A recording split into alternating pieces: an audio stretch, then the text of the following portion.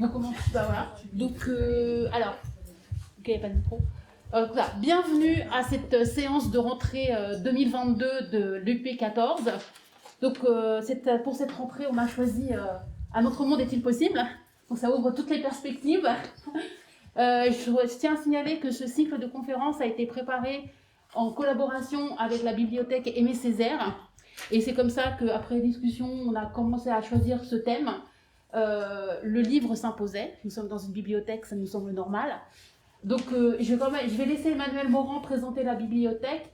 Et après, je vous présenterai très succinctement les autrices qui sont présentes et que nous remercions d'être venues un samedi matin. Oui, donc très, très rapidement, donc voilà, on est très heureux de vous accueillir ici à la bibliothèque Aimé Césaire. Donc pour cette rencontre avec deux grandes autrices de la littérature jeunesse, Karina Rosenfeld et Carole Trésor. Donc on avait envie avec l'Université populaire effectivement de vous faire partager l'univers très vaste de cette littérature qui interroge d'autres mondes qui sont... Ça fait bizarre, c'est un écho. Exceptionnellement, je vais mettre le micro. D'accord. Voilà, donc des mondes qui sont souvent effrayants, après que le nôtre se soit bien souvent épuisé. On va y arriver. Donc, cette fameuse littérature, voilà, elle est vraiment porteuse de questionnements, de réflexions, de provocations dans le bon sens du terme. Et comme elle interroge le monde d'aujourd'hui dans lequel nous vivons, c'est peut-être la raison pour laquelle les jeunes générations sont sensibles à cette littérature, d'où cette première rencontre avec les autrices jeunesse. On va en reparler après, mais samedi prochain, ce sera avec un professeur de littérature comparée qui va aussi interroger cette littérature. Voilà. N'hésitez pas, on a mis les œuvres des autrices juste derrière, donc les nôtres et puis celles qui viennent du réseau parisien, qui ont déjà été pas mal empruntées, parce qu'on en avait fait venir pas mal. Et puis il y a aussi les ouvrages de Jean-Paul Anguet-Libert, donc n'hésitez pas. Et si jamais vous ne connaissiez pas la bibliothèque, pour vous inscrire, c'est simple et gratuit. Donc vraiment, n'hésitez pas. Voilà, très bonne rencontre. Merci. Alors, moi, je reprends la parole pour présenter très succinctement les autrices. Après, on va leur laisser la parole. Donc, je rappelle un peu les règles. Hein. Il y a 2 heures de séance, dont 1 heure qui est consacrée où les intervenantes vont intervenir, par définition. Et après, l'heure suivante, il y aura le jeu de questions-réponses, commentaires. Voilà, donc je vais commencer par Carole Trésor. Donc vous avez une expérience professionnelle assez large, votre palette est large puisque vous êtes historienne, vous êtes réalisatrice de documentaires et vous êtes aussi autrice. Et notamment, vous avez aussi écrit des pièces de théâtre chantées. Et ensuite, vous vous êtes lancée dans la littérature pour les adolescents avec une trilogie historique fantastique. Je ne connais pas très bien ce domaine, hein, donc c'est pour ça, qui s'appelle Nina Volkovitch et qui se déroule en Union soviétique en 1948. Et vous avez remporté un grand succès auprès des adolescents. Et en 2015, vous êtes l'auteur de la série, vous avez sur la table, l'un des auteurs de la série, de la saga U4, qui est apparemment un phénomène littéraire pour les adolescents. Et comme vous êtes parisienne, vous avez consacré le tome consacré à le survivant qui habite la capitale. Alors, vos incursions dans la littérature adolescente et post-apocalyptique ne vous empêchent pas de revenir à des romans historiques. Et je préciserai que vous avez écrit un des tomes qui s'appelle La fille du docteur Oiseau, qui se passe dans le quartier Plaisance dans les années 20. Donc, je vous invite aussi à le lire pour découvrir Plaisance dans les années 20. Et vous avez participé récemment à la bande dessinée Rouge Estampes consacrée à la Commune de Paris 1871. Donc votre palette est très large.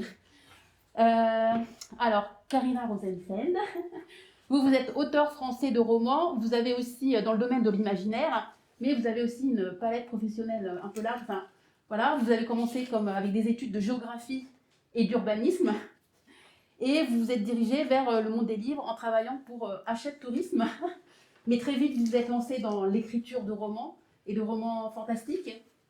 Et vous avez fait votre premier roman en 2004 avec Lucille et les dragons sourds. Et c'est vraiment en 2008, d'après ce que j'ai lu sur Internet, où ça a été un peu un boost pour votre carrière d'écrivain, avec le mystère Hofflit. Oh, pardon, voilà. Et ainsi que le livre des âmes et le premier tome de la quête des livres mondes. À travers vos nombreux ouvrages jeunesse, vous explorez des univers futuristes, allant de la science-fiction à la fantasy. Alors peut-être qu'il faudra à un moment donné vous expliquer la différence entre les deux, et en passant par le fantastique. Donc, juste à préciser, c'est que pendant le premier confinement de 2020, dû au Covid-19, vous avez fait partie d'un collectif d'auteurs et d'autrices qui a décidé de mettre en ligne, libre de droit, un certain nombre de vos ouvrages sur le site Qui lit tout, pour que justement les enfants entre 2 et 15 ans qui n'avaient pas la possibilité d'aller en bibliothèque ou d'acheter des livres puissent avoir de la littérature à disposition. Et voilà. Donc la parole est à vous. Et peut-être que vous pouvez nous expliquer aussi quel est votre univers, cet univers de la fantaisie, de la science-fiction post-apocalyptique, pour qu'on puisse comprendre comment vous allez... Voilà, je veux juste préciser que pour nous, c'est une première la façon dont ça va se dérouler, puisque cette fois-ci, c'est pas nous qui allons interviewer les autrices, mais les autrices qui vont s'interviewer elles-mêmes, entre elles. Et donc, mais si vous pouviez commencer à nous expliquer cet univers qu'on ne connaît pas vraiment bien, voilà. Ok, bah, Karina est vraiment plongée dans l'univers de la fantaisie, de l'ASF, du fantastique depuis qu'elle est petite. Et du coup, je pense que je vais laisser Karina d'abord vous expliquer cette différence entre fantastique, fantaisie. Voilà, Karina, est-ce que tu peux expliquer la différence entre l'ASF, le fantastique, la fantaisie, et je prendrai la relève pour le post-apocalyptique et la dystopie. J'ai une petite histoire très simple et très facile à comprendre pour pouvoir expliquer la différence entre les 3 genres des littératures de l'imaginaire. Donc en France spécifiquement, on découpe la littérature de l'imaginaire en 3 genres différents, qui sont la science-fiction, la fantaisie et le fantastique.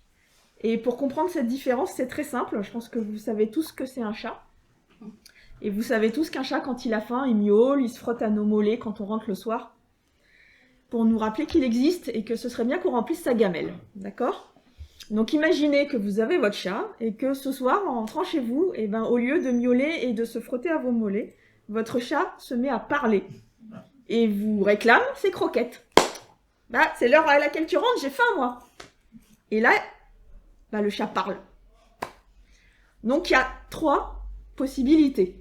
La première, c'est pas si extraordinaire que ça. Votre chat, c'est un robot qui a l'apparence d'un chat et qui est programmé pour parler. Ou alors c'est un chat extraterrestre qui vient d'une planète où les chats parlent. Ou alors il a subi des modifications génétiques pour pouvoir communiquer. Ou alors c'est vous qui avez subi des modifications génétiques pour pouvoir comprendre les chats. Et donc dans ces cas-là, l'explication est très rationnelle, voire scientifique, pour expliquer pourquoi votre chat parle. Et là, donc, on est dans un univers de science-fiction. Bravo. La deuxième théorie, vous rentrez chez vous, votre chat parle, et là, c'est pas normal. On est dans notre univers, là, où les chats, en tout cas, ne parlent pas encore. Ils ne sont pas encore manipulés génétiquement pour le faire. Donc ça veut dire qu'entre ce matin, vous êtes parti de chez vous, et ce soir, où vous rentrez, votre chat vous réclame ses croquettes de façon très, très intelligible, il s'est passé quelque chose. Donc, en général, c'est un peu flippant quand même. C'est pas normal qu'un chat parle. Qu'est-ce qui s'est passé? Pourquoi est-ce que le monde a changé d'un seul coup? Et donc, soit vous avez très très peur, ou alors, éventuellement, vous êtes super emballé à l'idée que votre chat parle, parce que c'est génial, vous avez toujours voulu avoir des conversations avec lui, mais dans un premier temps, vous êtes quand même un petit peu perturbé par la situation. Donc là, on est vraiment dans un quotidien normal avec juste ce petit écart, cette petite différence qui arrive. Et là, donc, on est dans un univers de fantastique. Exactement. Voilà. Et la troisième solution, votre chat parle, mais c'est parfaitement normal. Parce que vous évoluez dans un univers où votre facteur, c'est un elfe. Votre voisin, c'est un dragon. L'autre voisin de palier, c'est un magicien. Et donc, toutes ces choses qui sont complètement étranges pour nous, dans cet univers-là, vous paraissent complètement normales. Les animaux parlent, les arbres parlent, les fleurs parlent. Il y a des créatures incroyables. Et donc là, on est dans un univers de fantaisie. Voilà, la fantaisie, c'est le merveilleux, c'est la magie. Voilà, donc là, c'est une méthode super simple pour comprendre la différence entre les 3 genres littéraires. Parfois, malgré tout, les frontières sont pas aussi délimiter quand vous lisez un ouvrage. Parfois, c'est à cheval entre les deux. Par exemple, on peut considérer que Harry Potter, pour prendre un exemple bien connu, commence dans un univers plus fantastique, puisque l'histoire d'Harry Potter commence dans un quotidien normal, où il va à l'école, où il est dans un monde qui lui apparaît en tout cas comme le nôtre, avec cet élément bizarre qui arrive le jour où on lui annonce qu'en fait il est un sorcier. Et puis plus on évolue dans la saga, plus les codes de ces créatures fantastiques, de ce monde parallèle existent, et plus on bascule et on glisse doucement dans quelque chose de beaucoup plus fantaisie, avec le merveilleux, avec la magie, avec les dragons, les gobelins et toutes les créatures qui arrivent.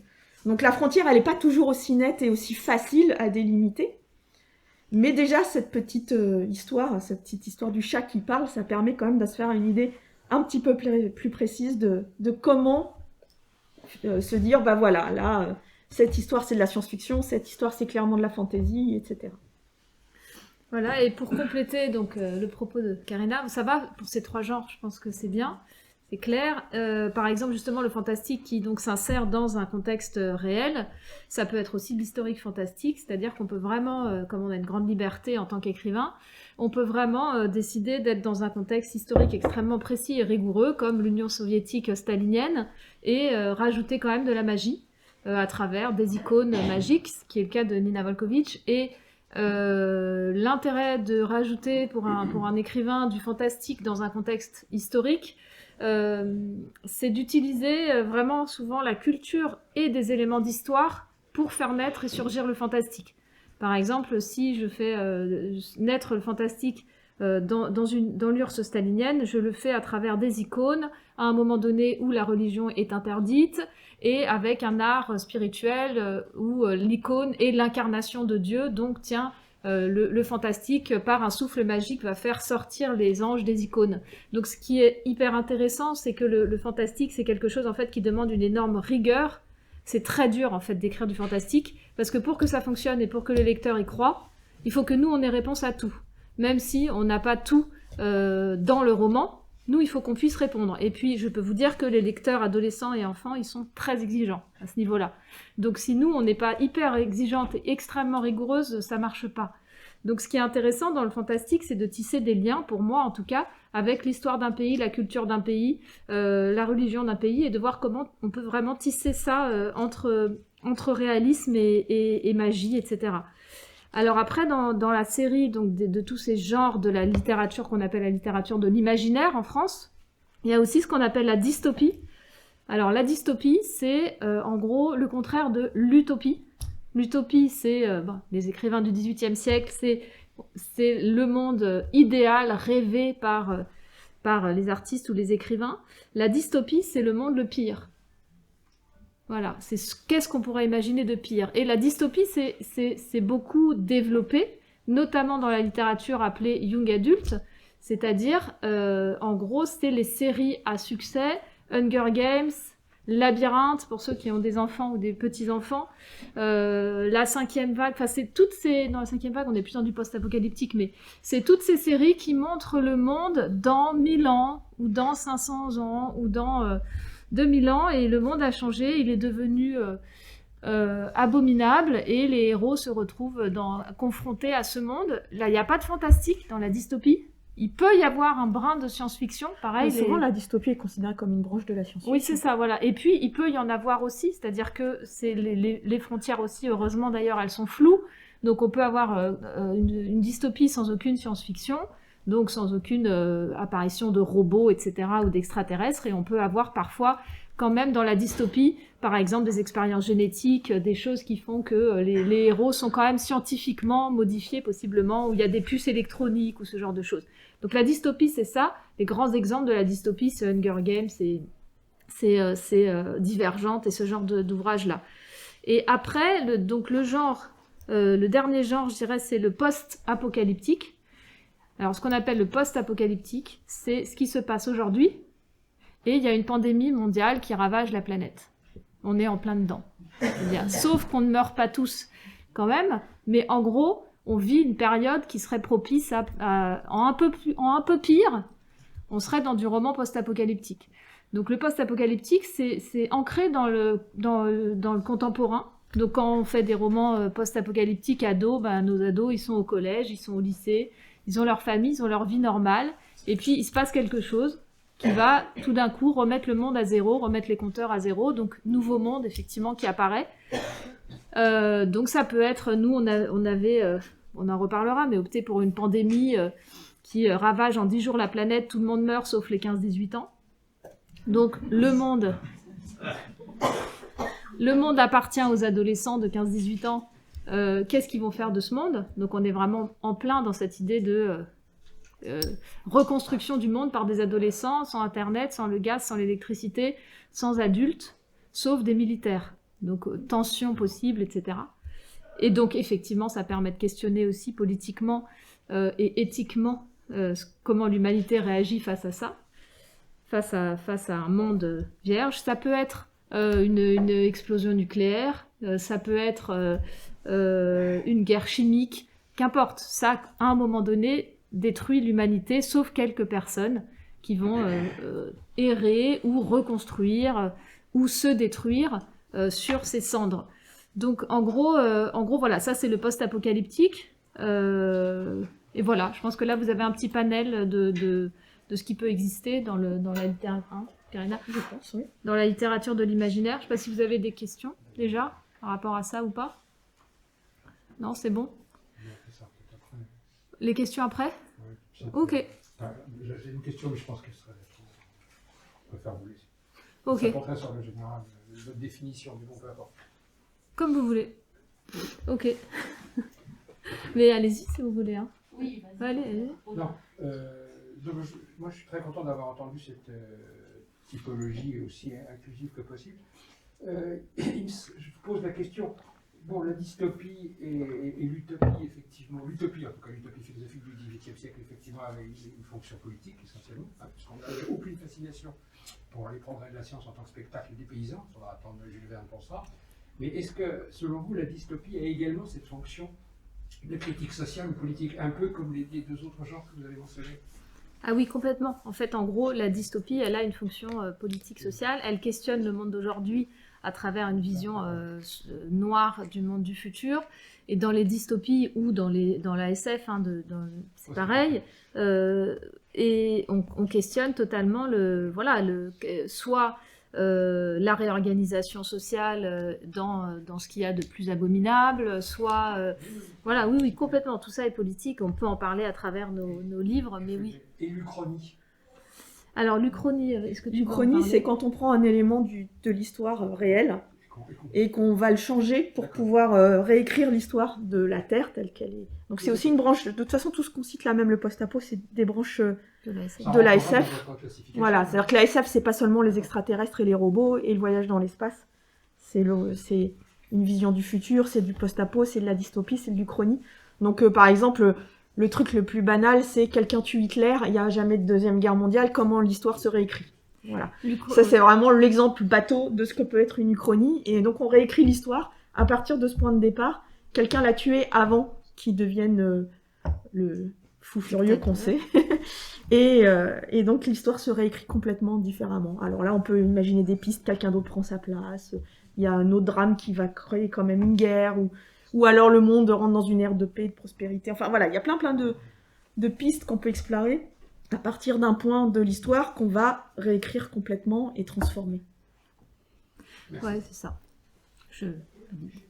Petite remarque, le fait que vous parliez des adolescents, ça me fait penser à un roman de Golding, mais je ne me souviens plus du titre du livre, où ce sont des adolescents qui ont échoué. Sa Majesté des Mouches. Voilà. Sa Majesté des Mouches, voilà. Ils se retrouvent sur une île et finalement ils reconstituent la société qu'ils connaissaient, c'est-à-dire au départ il y a une belle entente et ensuite c'est la violence. Mais c'est pas considéré comme un livre de science-fiction, c'est l'imaginaire. Oui, puis c'est le côté post-apocalyptique de ça. Ça pourrait se passer aujourd'hui dans un truc très réaliste finalement, d'un possible sur la nature humaine plutôt pessimiste. On n'est pas dans un truc de robotique, ni de magie, ni de... On peut de toute façon, c'est ça, cette littérature laisse une liberté absolue et totale à l'écrivain de choisir ses limites, l'étendue de ce qu'il veut faire, s'éloigner ou pas de la réalité, rester au plus près de la réalité. C'est énorme en fait, c'est des pans énormes. Le tout est que ce soit cohérent, crédible, soit psychologiquement pour ceux qui sont plus dans l'intime, soit socialement, soit fantastiquement si on va dans le fantastique. Ça fait un éventail de littérature extrêmement varié en fait. Ah oui, c'est vrai que du coup, c'est nous qui continuons. Alors, donc pour continuer, voilà, si justement je me dis que Karina a une culture beaucoup plus vaste que moi en matière de SF parce qu'elle a grandi vraiment dans une famille fan de SF, donc elle a été biberonnée à la SF, on va dire. Et donc, je pense vraiment que tu es vraiment mieux placée que moi pour donner peut-être toutes tes références et des grands noms de la SF qui vous parleront peut-être justement, qui sont ces inventeurs aussi du genre. Et voilà, toi, qu'est-ce que ça t'a apporté et est-ce que tu peux en parler un petit peu? Oui, bien sûr. Bah, oui, exactement. J'ai grandi dans une famille avec un papa super fan de SF. Donc à la maison, on avait des pans de bibliothèque sur les murs avec déjà tous les grands classiques qui étaient à ma disposition sans que j'ai besoin de les demander. C'était pratique. Après, on m'a jamais forcé à les lire et à aimer ça. Mais il s'avère que j'ai aimé ça. Donc c'était vraiment la porte ouverte à des univers, comme on disait, d'une vastitude totale avec des voyages sur d'autres planètes, des créatures incroyables, des futurs potentiels. De l'imaginaire, voilà, c'était des portes ouvertes sur des voyages incroyables à chaque fois que j'ouvrais un livre, ce qui est le cas pour tous les livres, mais c'est vrai que là, c'est peut-être des romans qui emmènent encore plus loin, puisqu'ils amènent à d'autres époques, sur d'autres mondes. Donc, dès que j'ai eu fini avec les quelques livres jeunesse qu'il y avait à mon époque, les quelques bibliothèques vertes et bibliothèques roses, en plus des Agatha Christie, où j'ai tout lu l'intégral, je me suis précipitée sur ces romans dès que j'étais en âge de les lire, donc... avec aussi un niveau de compréhension qui a évolué quand j'ai vieilli et que j'ai pu les relire aussi, parce que ce qui peut paraître comme une histoire qu'on se prend juste dans l'imaginaire véhicule des messages souvent philosophiques, sociaux, historiques, de réflexion qu'on découvre en vieillissant un petit peu. Et donc ça a été Asimov, Van Vogt, Clifford Decimac, tous les grands noms qu'on a pu évoquer à l'époque des années 60 surtout, qui a été une période assez faste de la littérature de science-fiction. Évidemment, je suis tombée aussi dans la marmite de la fantaisie avec Le Seigneur des Anneaux. Donc ça, je me souviens de l'avoir lu pour la première fois vers 12-13 ans, et puis je l'ai relu quand j'étais au lycée. Et dès que je pouvais trouver un roman dans ce genre-là, je me jetais dessus. Je me souviens avoir dévoré L'Histoire sans fin, dont le nom de l'auteur m'échappe là tout de suite, mais merci. L'Histoire sans fin, qui fait 1000 pages, enfin la version que j'avais faisait 1000 pages, que j'ai dévoré en une journée pendant les vacances, parce que c'était... Voilà, donc dès que c'était de l'imaginaire, c'était...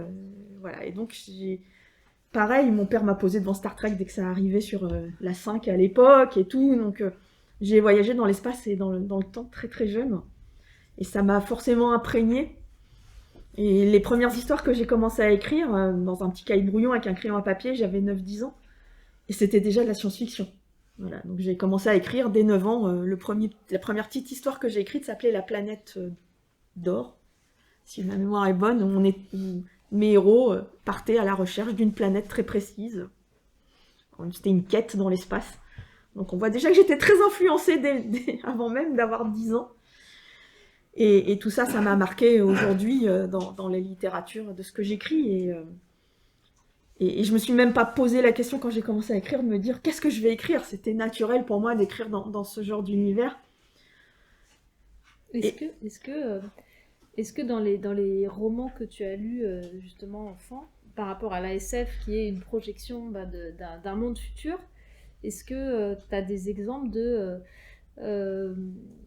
romans où ils sont très loin de ce qui se passe aujourd'hui, ou de romans où finalement le monde qu'ils ont imaginé, l'autre monde qu'ils ont imaginé est pas si loin de ce qui se passe. Alors, dans la projection, c'est intéressant de se dire est-ce que les écrivains sont finalement ont des visions prémonitoires, ou est-ce que ça n'a aucun rapport Alors il y a oui et non, c'est-à-dire que si on prend Jack Vance qui a écrit Le cycle de Chai, où là ça se passe carrément sur une autre planète avec des créatures extraterrestres. On peut imaginer ce qu'on veut dans ces cas-là. Et donc alors ça peut vieillir dans le style d'écriture, parce qu'on n'écrit plus pareil aujourd'hui. Mais dans l'imaginaire en soi, vu que c'est un monde complètement étranger, là, il fait ce qu'il veut, c'est ses propres règles, ses propres personnages et leur organisation sociale, etc. Van Vogt, dans La poursuite d'Eslan, avait imaginé un futur dans lequel une partie de l'humanité a muté et a des petites cornes, et donc peut parler par télépathie. Et donc ils étaient poursuivis, parce qu'en plus ils avaient ces cornes qui étaient visibles, donc ça les stigmatisait. Donc en soi, le thème de la différence, etc. est resté d'actualité, mais par contre, la façon dont il a écrit, donc je l'ai lu ado, c'était un de mes livres préférés quand j'étais ado, c'est tellement bien et tout. Et je l'ai relu il n'y a pas si longtemps que ça, il doit y avoir moins d'une dizaine d'années. Et là, grosse déception, j'aurais jamais dû le relire, quoi. Bon, déjà, le style a super vieilli, et puis il a imaginé un futur qui ne colle pas du tout avec notre présent, en fait. Et donc ça marche pas, c'est-à-dire que tout ce qui est télécommunications, satellites, Internet et tout ça n'existe pas dans son futur. Alors après, on peut imaginer que c'est un futur d'une autre dimension qui a dévié dans ce genre d'histoire. Mais disons que si c'est une projection de sa part de comment peut être le futur dans les années rien que dans les années 2000, ça colle pas du tout. Et du coup, l'histoire, elle fonctionne plus. C'est-à-dire qu'aujourd'hui, si on l'écrirait, il y aurait tous ces moyens de communication, de détection pour pouvoir retrouver ces fameux mutants et les retrouver plus facilement. Et là, du coup, ça... Bon, d'accord. Donc je préfère garder mon souvenir d'adolescente pour ce roman-là. Mais par ailleurs, quand on prend Hyperion, alors qui a été quand même écrit plus tard, Hyperion d'Anne Simons, qui lui a imaginé un monde où justement les gens étaient hyper connectés, ils ont un persoc dans leur tête, c'est comme si on avait notre téléphone portable dans notre tête et qu'on décidait de se connecter sur le réseau pour pouvoir avoir les informations dont on a besoin, pour pouvoir communiquer directement avec les gens. Et en plus, c'est un monde futuriste où il y a des portes distance qui s'ouvrent sur d'autres planètes, donc on a juste à passer une porte pour pouvoir arriver sur un autre monde. Il y a des gens qui ont eu des maisons qui sont très riches et qui ont chaque pièce de leur maison sur une planète différente. Alors ça me fait super rêver. Mais bon. Et c'est hyper intéressant parce que justement, toute cette connectivité, le jour où tout ça s'écroule, les gens qui sont plus connectés, les gens dont leur maison, elles se retrouvent en morceaux sur différentes planètes, où ils sont éloignés les uns des autres, où ils n'ont plus accès à ce réseau d'informations. Qu'est-ce que ça entraîne comme conséquence ? Donc finalement, on n'en était pas encore là où on en est aujourd'hui quand il a écrit ce roman, puisque je pense que c'est dans les années 90, si ma mémoire... Non, peut-être même avant, parce que je l'ai lu plus jeune. Mais bon, en tout cas, on n'était pas encore à l'ère d'Internet et des téléphones portables et tout ça. Et il avait déjà eu cette vision de cette hyper-connectivité entre les gens, et justement qui se retourne contre l'humanité. C'est-à-dire qu'à un moment, toutes ces informations qui circulent, où elles vont ? Comme quand on se demande parfois un mail qu'on envoie et qui n'est jamais arrivé, où est-ce qu'il est parti ? Lui, il imagine où vont toutes ces informations. Il y a quelque chose qui les récolte et qui va se retourner contre l'humanité. C'est hyper intéressant. Et donc là, on a deux exemples de science-fiction, dont une n'a pas très bien vieilli et l'autre a été assez visionnaire pour coller à une possibilité de futur qui serait possible vu la situation. Alors peut-être que dans 100 ans, on en rigolera en se disant « ouais, non, mais là, c'est complètement dépassé ». Mais en tout cas, aujourd'hui, Hyperion est encore... il est considéré encore comme... Enfin, moi, je le vois comme une œuvre qui colle encore à notre réalité. Et c'est là où elle dure dans le temps, en fait. C'est ça qui est intéressant. Après, du coup... ce qui est intéressant aussi, c'est de voir que, en fait, par rapport à toute cette littérature, dont moi je ne suis pas spécialiste, parce que parfois c'est les écrivains, ils écrivent et puis ils sont pas pour autant connaisseurs de toute l'histoire de la SF. Ce qui est sûr, c'est que par rapport à la littérature jeunesse, nous, on a eu un avant et un après, c'est Harry Potter. C'est-à-dire que vraiment, là, il y a une porte et un monde qui s'est ouvert pour les écrivains de l'imaginaire. Derrière Harry Potter, on a vraiment eu une espèce de vague de créativité autour de ces littératures. Je dirais même plus loin, c'est une légitimité. Et une légitimité du fait du succès de Harry Potter. D'un seul coup, c'était pas aussi débile de lire de l'imaginaire. Vraiment, on était considérés comme des geeks, des gens un peu bizarres. En plus, quand on est une fille et qu'on aime la science-fiction, quand j'étais jeune, c'était encore plus bizarre, quoi. Quoi, t'aimes Star Trek? T'es une fille? T'aimes ça? Est-ce que vous pouvez expliquer en quoi Harry Potter ouvre une nouvelle ère? Harry Potter, c'est ça, ouvre une nouvelle ère à la fois de légitimité de cette littérature, à la fois d'appétence énorme pour cette littérature, et notamment chez les enfants, les adolescents, etc.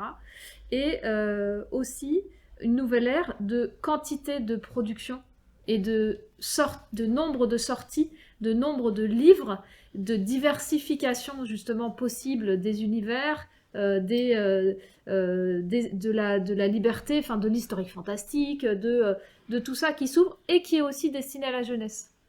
Parce que la SF, par exemple les exemples dont elle vous a parlé, c'était adulte en fait au départ beaucoup. Et donc là, après Harry Potter, ça devient une littérature qu'on destine aussi à la jeunesse et qu'on autorise à la jeunesse. Et là, clairement, il y a toute une... Ouais. Et en plus, c'est transgénérationnel, Harry Potter. C'est-à-dire que je me souviens, à l'époque où les romans sortaient et que j'ai travaillé dans un bureau, à l'époque, et que je prenais le métro, dès qu'il y en avait un qui sortait, tout le monde dans sa rame de métro, quel que soit son âge, sa génération, son genre, lisait son tome de Harry Potter. Et après... Par rapport à Tolkien. C'était au début, quand ça sortait. Le dernier roman est sorti, le tome 7 est sorti en quelle année dans les années... Le tome 7 de Harry Potter? Ouais, je me souviens plus en quelle année il est sorti exactement. Ouais, 2000, début 15, des années 2000. Hein. Bah, ça s'étend sur 10 ans, de toute façon, Harry Potter, ils ont c'est aussi ça qu'elle a fait qui est incroyable, c'est ses héros grandissent en même temps. Donc elle suit vraiment l'âge de ses héros au fil de la plume, mais ils ont refait ça avec le cinéma, etc. Après, ce qui est intéressant, c'est que après, on pourra parler de ce qu'on a fait nous là-dedans, mais du coup, il y a eu Harry Potter, il y a eu une vague d'histoires de fantastique, de fantasy qui en est sortie. Et après, dans ce qu'on peut voir dans les 15 dernières années, ouais, c'est ça à peu près, c'est dans la littérature, notamment adolescente, il y a vraiment des modes. Il y a vraiment des vagues. Ça devient un enjeu commercial aussi. Et alors, on a des grandes vagues. On a eu la vague vampire avec Twilight qui lance vraiment on n'a pas parlé, ce qui lance ce qu'on appelle la bitlit. Donc, si tu veux définir... Alors, moi, je suis pas du tout... Alors, la bitlit, ça me passe complètement sous la tête. C'est voilà, cette littérature autour d'êtres comme des vampires, des loups-garous, qui sont très ancrés dans les créatures de la nuit. Bit, ça vient de l'anglais mordre, en fait. Donc, c'est les loups-garous. Voilà. De bitten, bite, bite, bitten. Et donc, du coup, ça a devenu la bitlit, puisque c'est... le vampire est mordu par le vampire, le loup-garou est mordu par le loup-garou, il y a un acte physique pour transformer l'autre. Donc encore une autre case dans toute cette série-là. Donc on a toute la vague avec Twilight, plein de gens font du vampire. Après on a toute la vague avec Hunger Games, plein de gens font de la dystopie. Et après on a un peu le post-apocalyptique qui s'inscrit dans la dystopie. Et puis là, depuis quelques années, on n'est plus dans une grande vague avec ça. On n'est plus dans ça. C'est-à-dire que maintenant, dans les plus petits, dans les ados, on n'est plus là-dedans. Les ados, ils ont beaucoup de... Bon, ils sont partis vers beaucoup les séries, malheureusement aussi Netflix. On perd quand même grandement les lecteurs ados, grands ados. Ça, c'est vrai, il faut le dire, parce qu'ils ont leurs séries, ils sont bien nourris avec ça. Et ils aiment un peu tout. Et les lecteurs ados qu'on garde aiment tout aussi. On est moins dans un truc de... Voilà, il y en a qui aiment le fantastique, mais il y en a beaucoup qui aiment le roman psychologique, social. Il y en a beaucoup... Il y a eu aussi... une vague qui n'était pas du tout dans cette littérature-là autour avec John Green et les grands succès sur des histoires d'adolescents qui étaient malades, etc. Rappelle-moi le titre de John Green, j'ai oublié évidemment. Nos étoiles contraires. Ouais. Donc ça lance aussi un peu une vague autour de ça. En revanche, aujourd'hui, c'est les plus petits, chez les 8-12, chez les 7-13, enfin ces espèces de créneaux-là, on est à fond sur la mode des sorcières. Ça, c'est... vous avez tous des petites filles, surtout les filles d'ailleurs, mais il y a vraiment quelque chose autour des sorcières. Et c'est assez drôle d'ailleurs de voir le parallèle possible entre ce goût des sorcières chez les filles, notamment lectrices, enfants, et en même temps Mona Chollet qui sort son livre sur la réhabilitation de la sorcière dans une visée féministe, etc. C'est toujours hyper intéressant aussi de faire ces liens, mais c'est des universitaires qui le feraient, pas moi, mais entre ce qui se passe dans la littérature jeunesse, dans ce qu'elle reflète d'une réalité sociale et d'une réalité des mentalités qui sont en cours de changement, et ce qui se passe dans la littérature sociétale et dans les mouvements de société. Et on assiste en ce moment vraiment, et je le sais pour faire de la bande dessinée fantastique aussi, si on sort une bande dessinée avec une héroïne sorcière, on est quasiment sûr que ça marche. C'est vraiment un personnage adoré aujourd'hui des préados. Donc voilà, donc c'est aussi aussi toutes ces grandes vagues, elles sont extrêmement intéressantes à décrire, à expliquer dans ce qu'elles racontent aussi du monde justement dans lequel on vit. C'est-à-dire que ce que ça raconte, ce que chaque écrivain raconte et qui appartient aux enjeux d'un écrivain, comme tout écrivain, c'est-à-dire que dans ce qu'on écrit, on a nos enjeux philosophiques, psychologiques, politiques, idéologiques. Donc que ce soit un roman intimiste, psychologique, historique ou dystopique, on a nos enjeux d'écrivain. Ça, c'est nous. Et puis, il y a aussi ce que ça reflète socialement, globalement, du monde dans lequel on vit et qui est hyper intéressant et dont on n'est pas forcément conscient d'ailleurs. Ce qui est normal. C'est là où vont jouer les historiens de la littérature derrière. Ou les sociologues de la littérature, ou tous les chercheurs autour de cette littérature vont pouvoir créer des ponts et montrer aussi à travers ça une évolution possible des mentalités, par exemple. Donc voilà, par rapport aux grandes vagues, en gros, de cette littérature. Avant de te donner la parole sur tes propres livres, du coup, c'est vrai que j'oublie à chaque fois que c'est nous qui modérons en même temps, ce qui est un exercice particulier. Moi, j'attends la question, après je me dis, on a répondu, mais non. Donc du coup, alors, par exemple, parlons de U4, Oui, qui pour ça, et voilà. Avec ton rapport... est un exemple assez fort et parlant à la fois d'un énorme succès et à la fois d'enjeux idéologiques qu'ont mis les auteurs dedans et de débats. Parce que U4, en plus, c'est particulièrement intéressant par rapport à cette question-là. C'est une œuvre collective, en fait.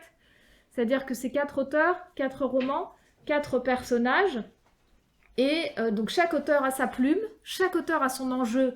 Et si on lit les 4, on se rend justement bien compte de ça. Et son personnage principal, et les personnages se croisent d'un tome à l'autre. Donc il y a des scènes communes, écrites à 4, extrêmement complexes, 3000 mails échangés en 2 ans, bon bref, je vous en passe. Et l'idée était qu'on pouvait les lire dans le sens qu'on voulait, et que les fins ne sont pas les mêmes. On peut lire un tome, on n'est pas spoilé sur l'autre. Chaque récit littéraire va mettre juste de l'ironie dramatique, pas aux mêmes endroits. Si on commence par l'un, on saura des choses. Et donc on lira, par exemple, si on commence par Stéphane, on saura des choses sur la pandémie, justement, et sur les causes scientifiques et crédibles de la pandémie, qui font partie des bons ouvrages de SF ou de post-apocalyptique. Il faut que ce soit crédible. S'il y a une pandémie, pourquoi, comment, et pourquoi des 15-18 ans survivent. On ne s'amuse pas, on ne le fait pas légèrement. On a une vraie cause, on appelle des médecins. On leur demande, comment on peut trouver une bonne raison pour que des 15-18 ans survivent à cette pandémie. Donc on a une raison scientifique valable, extrêmement d'actualité d'ailleurs, que je ne vous dis pas parce que vous la lirez, mais en gros, il y a une raison scientifique pour laquelle les 15-18 ans survivent. Si on commence par Stéphane, qui est fille d'un virologue, on le sait dès le départ. Donc on lit Jules en ironie dramatique. Nous, lecteurs, on sait ce que Jules ne sait pas. Donc on n'a pas peur de la même façon. Si on commence par Jules, on est dans l'ignorance totale. On est avec Jules, première personne du présent, on ne sait pas. On ne sait pas. Tout le monde est mort, on marche au milieu des morts avec lui, et on n'a aucune idée de la cause de tout ça. Et on la découvre quand il rencontre Stéphane. Donc en gros, il y a vraiment une aventure littéraire dans U4, de cette lecture, en fait, de 4 livres dans l'ordre qu'on veut, et c'est pas le même chemin. Mais c'est possible dans tous les sens. Et en plus, le travail collectif d'écrivains, qu'il faut que ce soit totalement juste, c'est-à-dire qu'on est dans la même météo, on est dans le même calendrier lunaire. Une scène, il faut que si on invite Jules dans Stéphane, il faut absolument que Jules parle à la manière de Jules, que si c'est le 15 septembre, c'est complètement cohérent avec ce qu'a fait Jules le 14 septembre dans mon roman, etc., etc. Donc grosse complexité d'écriture collective aussi. Donc en gros, dans U4, justement, on nous interroge souvent là-dessus. Donc oui, par rapport à la réception adolescente, de fait, U4, c'était énormément de ventes. On en a vendu plus de 300 000. Donc en 2015-2016, les ados connaissaient U4.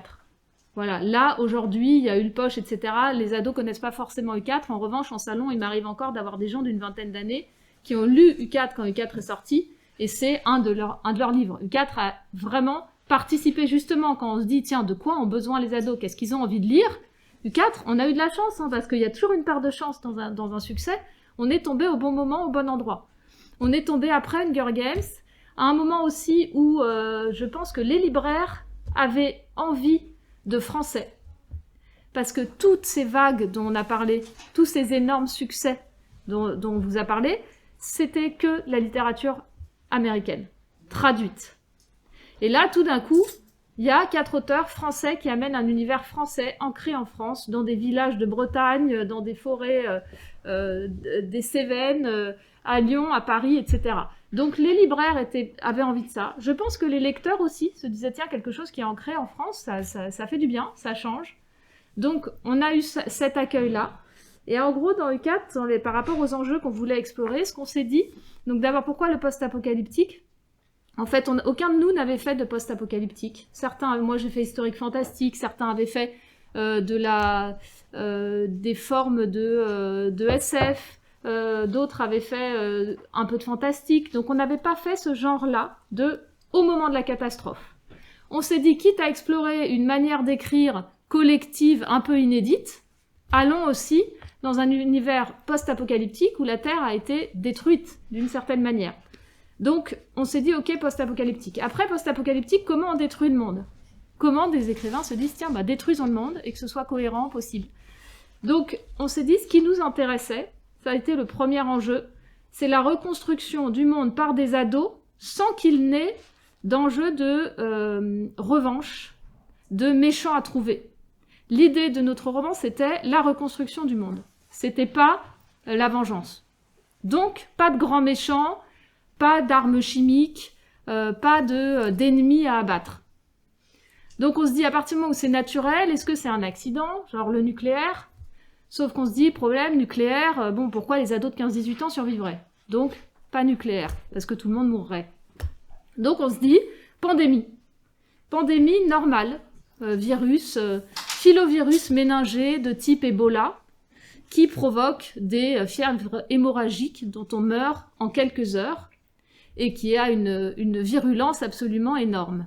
Donc, effectivement, restait, ça c'est possible, ça correspond à ce qu'on veut comme enjeu, c'est-à-dire que les survivants, ils ont juste à reconstruire le monde, et après, trouver la cause scientifique pour laquelle seule cette génération de 15-18 ans survit.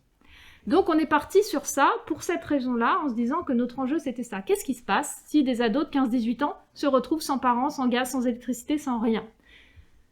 Donc dans le travail, il y avait quand même aussi, donc il y a eu ce côté très scientifique, de médecins, et puis de nucléaire, de ce qu'on ne sait pas. Est-ce que par exemple, si effectivement, il y a plus personne ne travaille dans les centrales nucléaires, qu'est-ce qui se passe à votre avis ? Nous, on n'en sait rien en fait. Est-ce que ça explose ? Est-ce que juste ça s'arrête ? Donc tout ça, il fallait avoir des réponses. Donc il faut appeler des ingénieurs de EDF qui peuvent nous dire, non, en fait ça s'arrête, ça n'explose pas. Donc nous, on se dit, ah ouf, ça n'explose pas, on peut faire notre roman. Parce que s'ils nous disent, oui, là, on peut pas. Donc du coup, tout ça se met en place, on écrit ensemble, on peaufine, on crée ce contexte-là, très très précis, et on a réponse à tout. Et après, effectivement, viennent aussi les enjeux, donc à la fois, comme je disais, personnels, psychologiques de chaque personnage, donc de se dire qu'est-ce que nous... on explore. Donc moi, j'ai interviewé, enfin pas interviewé, mais discuté avec des adolescents qui m'entouraient. On leur disait, qu'est-ce que tu ferais si toi, t'as perdu tes parents, tes grands-parents, ton petit frère, ta grande sœur, il n'y a plus que toi, éventuellement un frère ou une sœur qui est dans le 15-18, et tes potes. Donc j'ai des adolescents qui me répondaient, moi je me suiciderais. Normal.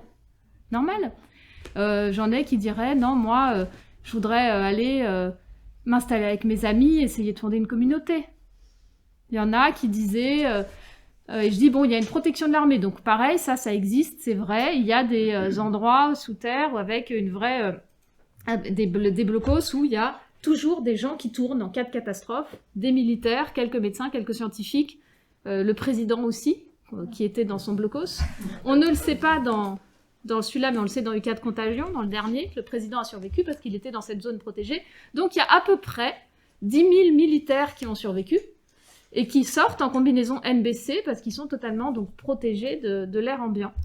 Et donc ils forment des airpoints, qui sont des zones d'approvisionnement et pour ces adolescents, et au départ des zones de possible sauvegarde en fait, et de survie. Donc certains se disent oui, peut-être que c'est là où il faut aller pour essayer de survivre, d'être protégé par l'adulte. Là aussi, dans ces romans adolescents, se pose toujours la question du lien ado-adulte. Que représente l'ado pour l'adulte ?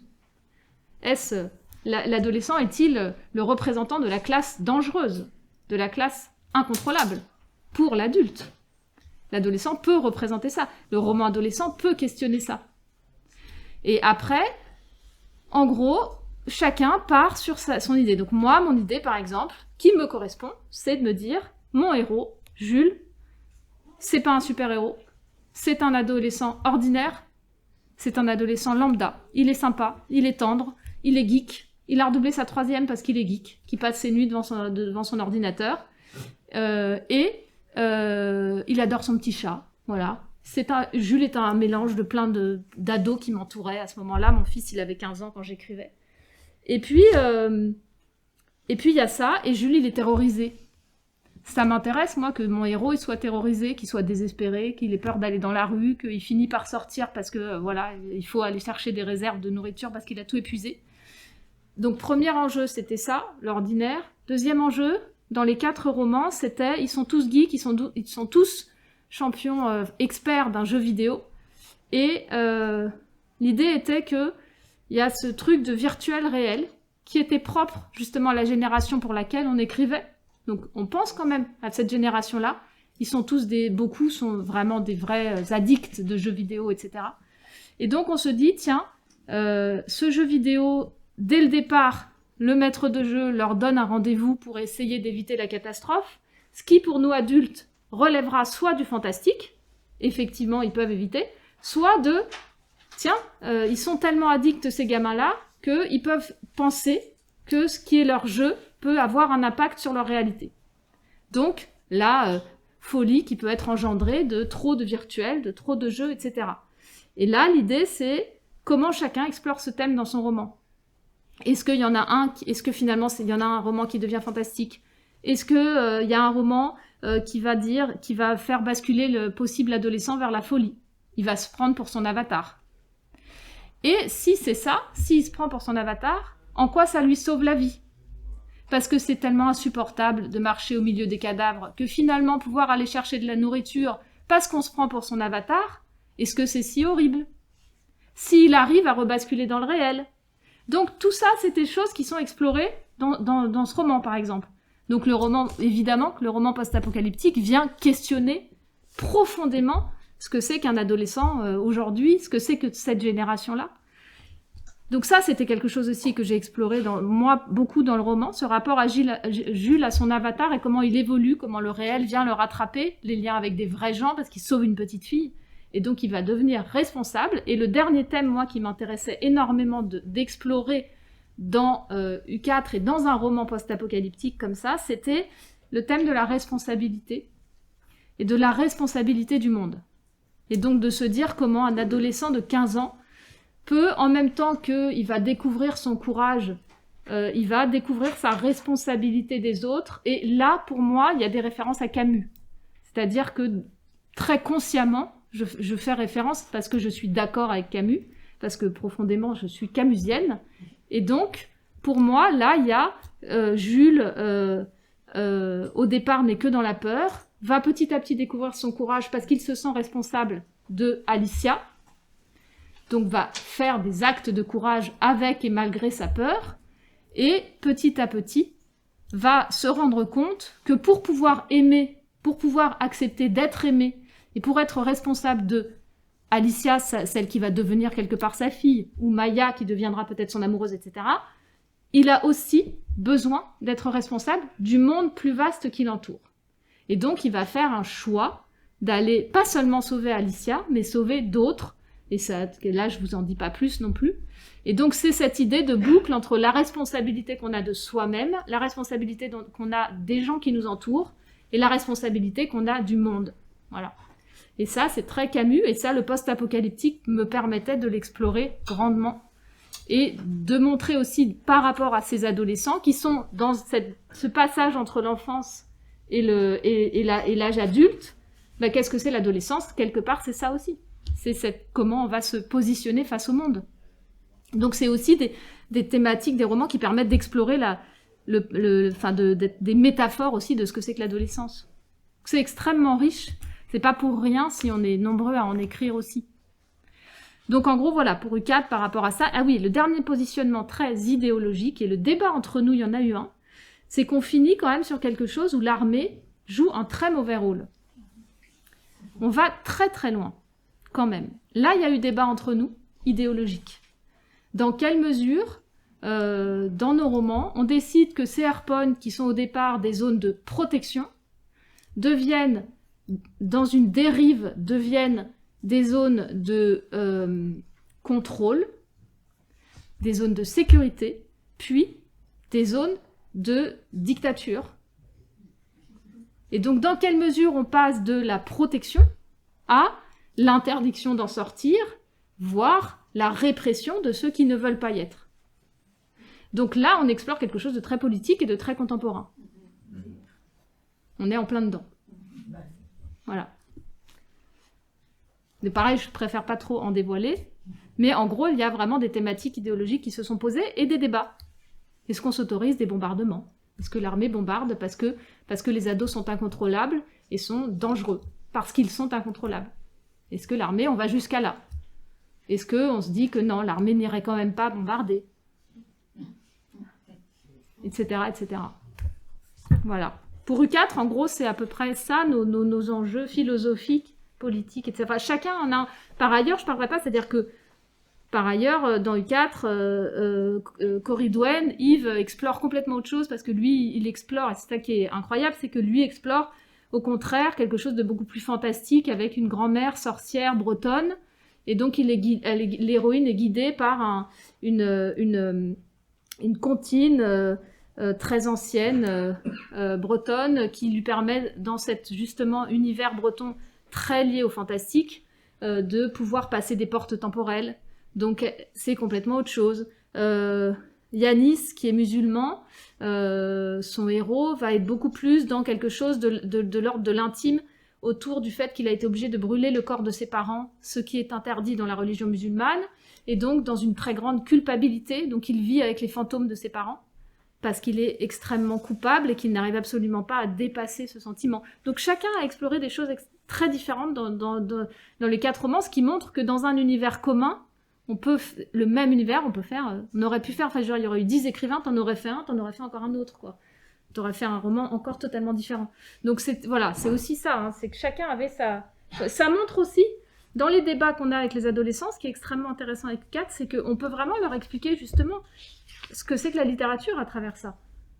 Parce que la même scène racontée, exactement la même scène, au geste près, au dialogue, c'est les mêmes, racontées par les 4 écrivains, ce n'est absolument pas la même scène.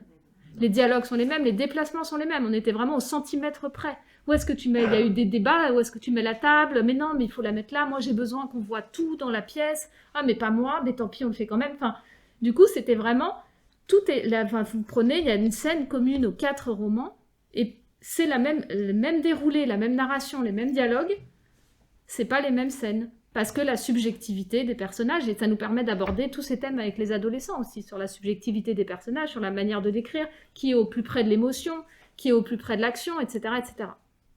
Donc voilà pour U4. Est-ce que vous avez des questions avant que Karina ne vous parle aussi de ces... Oui? Merci beaucoup déjà.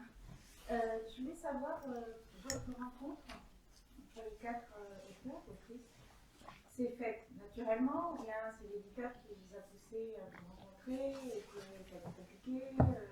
Voilà, quel a été le degré d'intimité finalement pour écrire à 4? Et autre question, on voit très bien qu'il y a beaucoup de réflexions sur la littérature française, vos inspirations, etc. Est-ce que vous avez été aussi très inspiré par la littérature anglo-saxonne, puisque vous l'avez dit, c'est quand même tous ces romans sont quand même au départ très anglo-saxons, ou bien est-ce que vous avez complètement laissé de côté toute cette inspiration qui existe, parce que c'est quand même le gros du marché, hein, je veux dire ce qui est. Voilà. Alors pour la littérature anglo-saxonne, d'abord, bon, moi, contrairement à Karina, ne suis pas une immense lectrice, par exemple, de SF. Donc, j'avais vraiment les références basiques. J'avais lu Cronin, Le Passage. J'avais beaucoup aimé, c'est un truc de zombie. C'est-à-dire que ponctuellement, je vais tout d'un coup adorer un livre de SF, de dystopie, etc. J'avais lu les Hunger Games, j'avais lu les Divergentes, j'avais lu toute la littérature, enfin j'avais lu pas mal de la littérature young adulte dystopique, j'avais lu quelques bouquins scientifiques, à peu près tous anglo-saxons, mais j'avais lu aussi des français, j'avais lu Métaux de Yves Grevet, j'avais lu Instinct de Vincent Villeminot, qui sont justement mes confrères et consoeurs, et que j'avais adoré. Donc voilà, j'avais lu autant de français que je pense que j'avais lu pas mal de français et pas mal d'américains aussi. J'avais vu des séries effectivement de dystopie, de zombies, de Walking Dead, etc. Je les avais vus. Maintenant, franchement, au moment de l'écriture, après, je pense qu'il y avait vraiment pour moi ce côté terrain vierge, quelle forêt peut pousser sur des cendres. C'était plutôt ça dans mon esprit que de faire là vraiment à la manière de Tara. Après, il y a forcément des images qui nous restent d'un paysage ravagé. Donc après, mais moi, je m'amusais à ravager la rue Mouffetard, dans laquelle j'adore me balader. Enfin, il y avait ce côté d'aller vraiment ravager des quartiers que j'aime, qui me sont familiers, qui sont rassurants. Jules ne se passe que dans des endroits que je connais très intimement. Je veux dire, j'ai mis mon AirPoint à la Salpêtrière devant laquelle j'ai vécu pendant 6 ans. Jules habite au départ juste à côté du Luxembourg, à côté de l'Institut Michelet d'Histoire de l'Art où j'ai fait mes études. Il va à Place d'Italie, il va à la Butte aux Cailles, il va rue Mouffetard. La scène commune entre les quatre se passe à Gentilly où j'ai vécu 2 ans et où mon fils est né. Enfin, je veux dire, ce n'est que des références d'un Paris extrêmement intime que je saccage, dans lequel je fais traîner des meutes de chiens errants, des rats et des cadavres partout, et ça pue. Donc, je veux dire, voilà, ça reste quelque chose d'extrêmement intime, très intime, mais c'était aussi ça notre envie. Donc ça, c'est pour répondre à la première question. Après, on a forcément tous, tout le temps, dans tout livre, des références, mais conscientes ou inconscientes, à des choses qui nous ont marqués. Après, il y a des histoires de construction narrative qui existent et qui fonctionnent, mais dont on peut se détacher plus ou moins, c'est le propre des constructions narratives. Voilà, et après, l'autre question par rapport aux 4, c'est une rencontre assez spontanée en salon, de nous 4, on s'est bien entendu, on se connaissait pas. J'adorais les livres de Yves et de Vincent, pour le coup, donc j'étais assez admirative de leur travail, un peu groupie. Et puis voilà, on a parlé, on était tous en dédicace, on s'ennuyait un peu, puis on s'est dit, ah, ça serait sympa, c'était le moment pour nous 4 de faire un truc à plusieurs, allez, on se lance. Et puis il y a cette espèce de magie qui a fait que ça n'a pas été un projet comme on en lance plein et qui ne débouche pas. On a pris le train avec Vincent au retour du salon et on s'est dit, allez, on le fait, on fait un truc à 4, faisons 4 livres, 4 héros. On a tout de suite s'est dit, chacun sa plume, on n'empiète pas les uns chez les autres, c'est pas un chapitre chacun, c'est pas, voilà.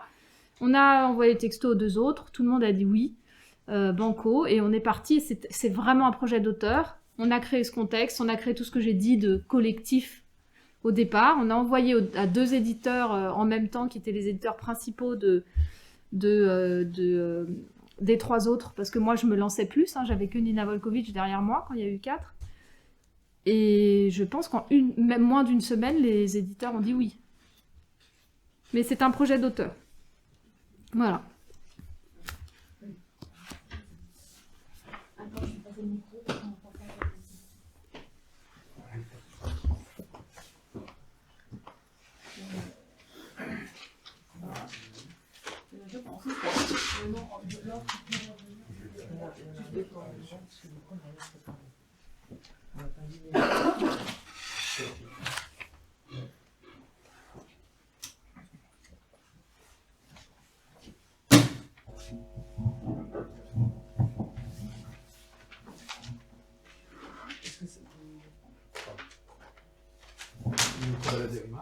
Oui, normalement.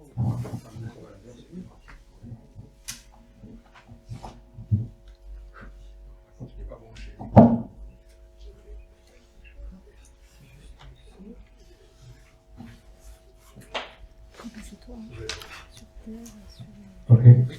Pour les questions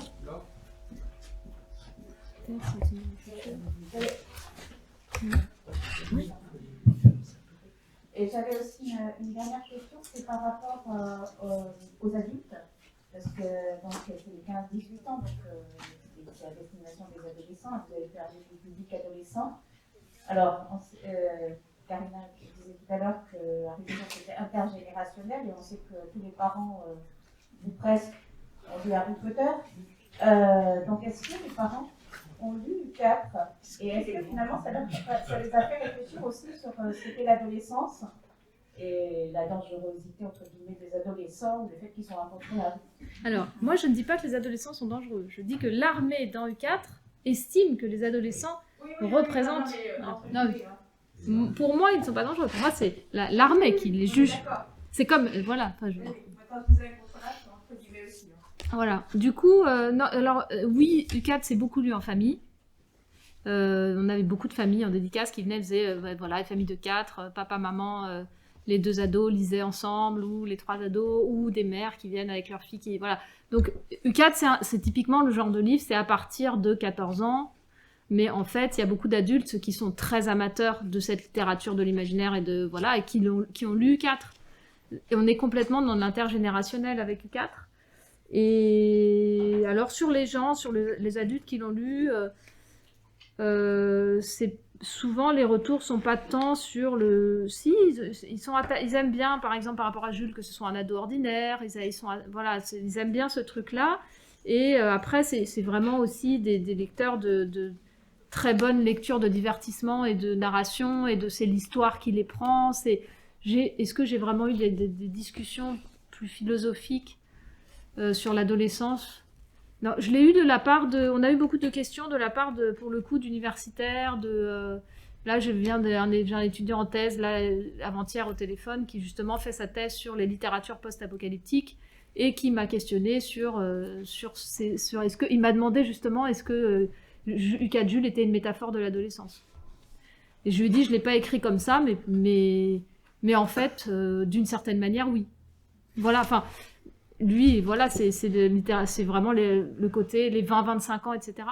Mais après, est-ce que la lecture, est-ce que lire un livre nous fait, on n'en est pas toujours forcément conscient non plus. C'est-à-dire que je me dis que les adultes qui lisent U4 Jules, ou U4, ou n'importe quel livre ado, ils vont lire un livre avec plaisir, ils vont lire un livre avec frisson, ils vont lire un livre avec empathie. Et puis, ce que ça leur déclenche dans leur possible changement de regard sur l'adolescent, ils le conscientisent pas forcément. Moi, je crois beaucoup à ça dans l'effet de la lecture, en fait. Ça peut changer des choses, et j'y crois, et j'ai envie d'y croire. Je pense que quand on lit un livre, ça change des choses, et que parfois, on est en capacité, en potentialité, ou en état d'esprit de pouvoir le conscientiser, et parfois, on s'en rend pas compte directement. Donc aujourd'hui, je ne peux pas mesurer dans quelle mesure ça les questionne. Je pense que les parents, ça les touchait de se dire qu'est-ce qui arrive à mes enfants ados, comment eux ils réagiraient, est-ce qu'ils ressembleraient plus à Jules, est-ce qu'ils ressembleraient plus à Stéphane. Enfin, je pense que c'est ce genre de questions en tant que parent, personnel. Du coup...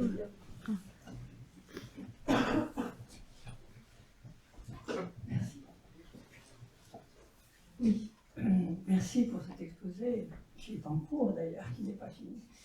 J'ai 2 questions un peu délicates à vous poser. Ne pensez-vous pas que si la science-fiction et la littérature post-apocalyptique apportent des éléments du réel ou des éléments de réalisme et de rationnel, et donc sont relativement aide à construire un peu la personnalité des adolescents, est-ce que vous ne pensez pas que, par ailleurs, la fantaisie ou le fantastique déconnecte les adolescents de la réalité, du réel, et in fine, les dépolitise un petit peu? Et, question subsidiaire, ce faisant, cette littérature les détourne aussi peut-être de la littérature générale classique. Donc s'ils ne lisent que ça, ils ne liront pas le reste. Et ça me pose un petit problème quand même. Voilà. Vas-y, si tu as des choses, je peux compléter. Non, moi je pense qu'au contraire, ça les connecte encore plus. Il faut savoir que quand on lit Le Seigneur des Anneaux, il y a des enjeux politiques qui peuvent être transposés à notre monde. Je me souviens d'ados qui se sont reconnus dans un personnage d'un roman fantastique, La Quête des Livres-Mondes, qui a été un énorme succès, où le héros a des ailes qui poussent dans le dos.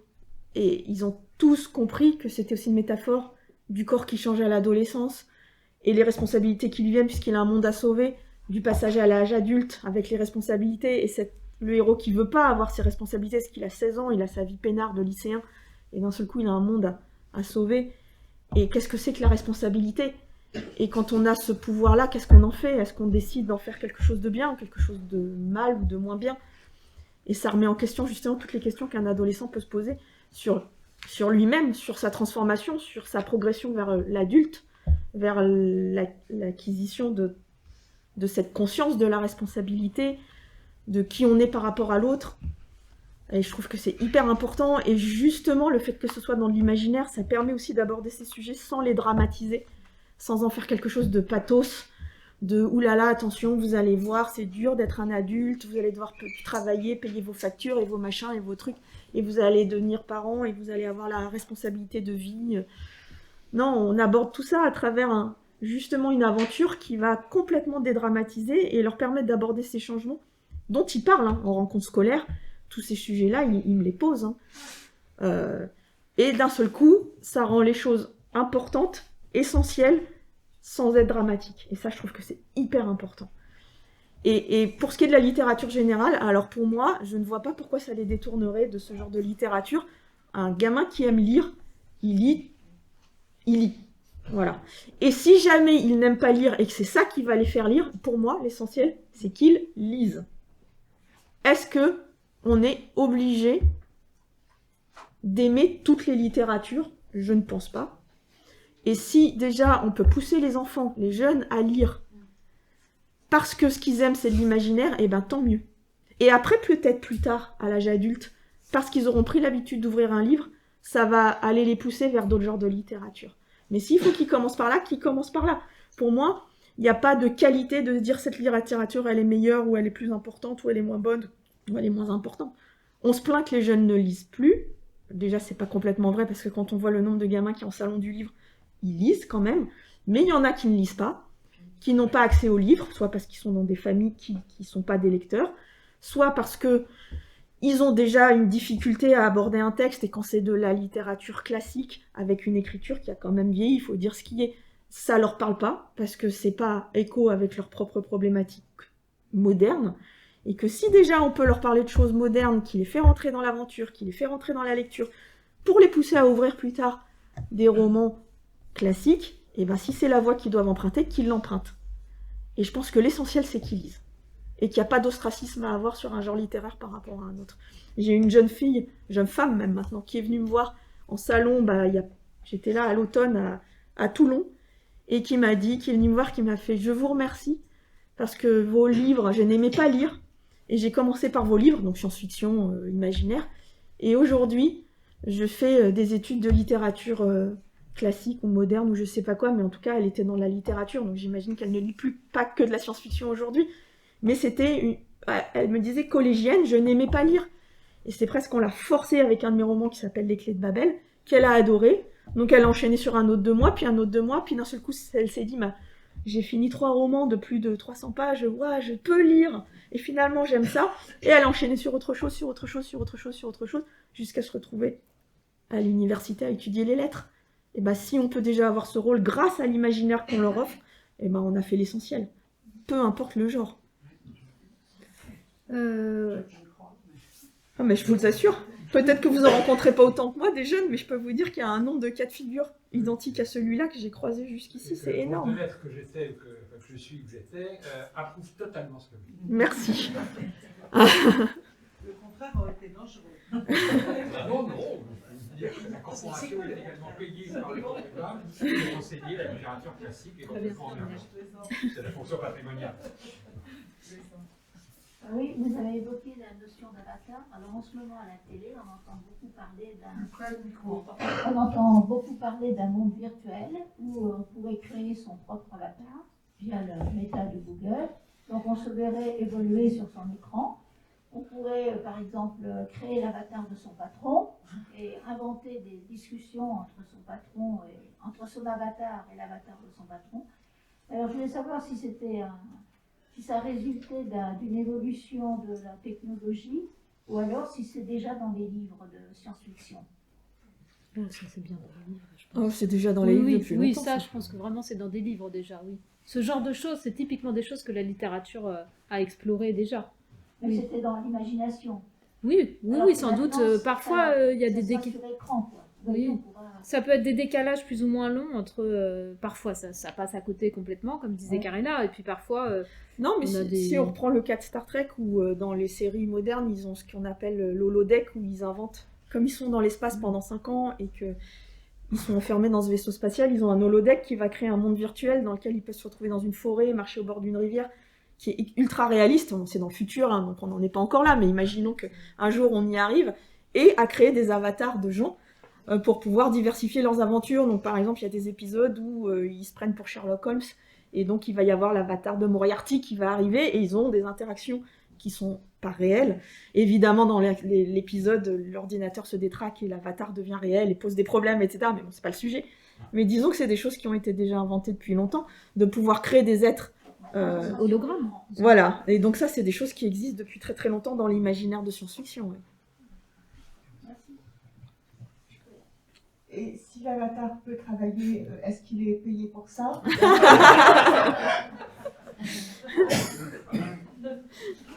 Ça dépend des livres.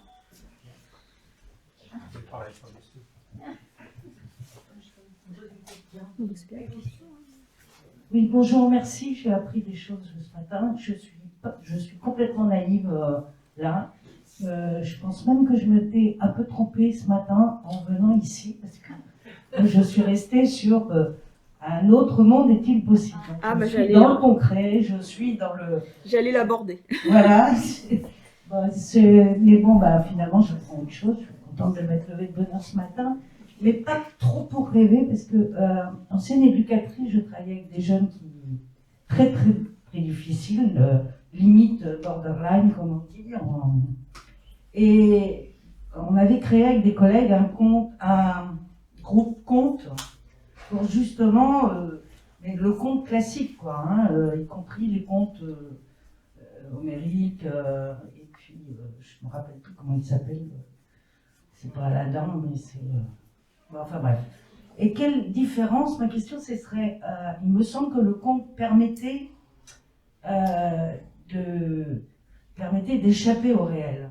C'est-à-dire alors que la science-fiction me paraît être inventer une réalité. Et dans le monde actuel, moi, je suis un peu comme la dame, j'ai un petit peu peur, parce que parfois, on ne fait pas trop de différence entre l'imaginaire et la réalité. Ah non, c'est pas Comment ça nous met en action pour que... Je vais compléter du coup la réponse que déjà elle a donnée par rapport à... Parce qu'il y avait beaucoup de questions dans la question là, de la dame. Donc il y avait une question un peu donc c'est un peu une reprise de la question sur est-ce que à force de lire beaucoup de livres de fantaisie, de magie, etc., il risque pas finalement au contraire de se déconnecter des réalités politiques, sociales, etc. de leur monde. Il y avait un peu cette question-là aussi, c'est ça. Et c'est ce que vous reprenez comme question. Alors moi, il y a plusieurs choses, mais je ne pense pas du tout détenir une vérité. Je peux détenir une expérience pour vous répondre, de mon expérience en tout cas. Les adolescents sont loin d'être bêtes et loin d'être naïfs, et quand ils lisent de la fantaisie, du fantastique, du post-apocalyptique ou de la dystopie, ils savent très bien à quoi ils ont affaire. Et moi, ce que j'ai vécu vraiment plusieurs fois, c'est des lecteurs qui viennent en dédicace ou dans des rencontres dans des classes, etc., à qui je dis « Attention, il y a beaucoup de morts, ça peut être très dur à lire, c'est pas simple, là, vous allez avoir des descriptions de cadavres, est-ce que vous êtes sûr que vous pouvez ?» Et j'ai des lecteurs de 12 ans, 13 ans, 14 ans, etc., qui me disent « Je fais très bien la part des choses entre la fiction et la réalité, ça ne me pose aucun problème. » Et ils le répondent en conscience. Donc déjà, pour ça, pour moi, ils font la part des choses. De mon expérience. mais c'est une expérience. Je n'ai pas des statistiques pour y répondre. Ça, c'est la première chose. La deuxième chose, par rapport à ces questionnements sur la déconnexion par rapport au monde, je pense que c'est beaucoup plus vaste comme question, que ça rejoint des questions sur la littérature de manière plus vaste. Quel est le rôle de la littérature et c'est-à-dire que et comment enfin je veux dire, on est aussi dans les années 20 avec les débats entre les dadaïstes et les surréalistes sur les décombres de la Grande Guerre. C'est exactement les mêmes questions. C'est-à-dire Dada, dans un dégoût absolu du monde, décide de faire une littérature qui déstructure et détruit totalement le langage, quitte à s'éloigner du signifiant, pour quand même aussi exprimer son dégoût de la guerre et peut-être retrouver quelque chose de l'ordre de l'énergie primitive. Mais Dada s'éloigne du réalisme, s'éloigne du récit narratif. Et puis les surréalistes, ils y reviennent, en disant non, il faut être engagé, il faut aller... C'est des éternelles questions de la littérature, quelle qu'elle soit. Et moi, ce que je crois, c'est que aujourd'hui, dans une littérature fantastique, fantasy, dystopique, on questionne exactement, je suis totalement d'accord avec ce que disait Karina, on questionne, mais de manière, grâce à l'imaginaire, moins anxiogène, moins proche d'eux. Il faut imaginer les ados qui vivent dans un monde d'aujourd'hui. Bon, ils ont en plus la pandémie depuis 2 ans. Mais ils ont des messages anxiogènes. Ils ont des messages anxiogènes en permanence que dans 10 ans, la planète est noyée ou surchauffée. Et du coup, de toute façon, ils sont dans un univers où on leur projette en permanence des images post-apocalyptiques angoissantes. Et qui deviennent de plus en plus réelles. Et de plus en plus intimes pour chacun. Donc que cette littérature-là vienne les questionner sur leur responsabilité individuelle face à ça, via des héros et des héroïnes qui sont dans un autre monde, viennent leur proposer, viennent les connecter avec l'empathie. N'oubliez pas, avant d'être directement engagé, la littérature, son rôle, c'est de déclencher une empathie, notamment chez le lecteur. Et que ce soit dans la littérature de l'imaginaire ou dans n'importe quelle littérature. Moi, personnellement, une littérature qui n'est qu'engagée, ça m'emmerde. Quand il n'y a que de l'engagement, ça m'emmerde. Moi, j'ai besoin que ça passe par des personnages pour qui je vais ressentir de l'amour ou de la haine. J'ai besoin que ça passe par des envolées, j'ai besoin que ça passe par...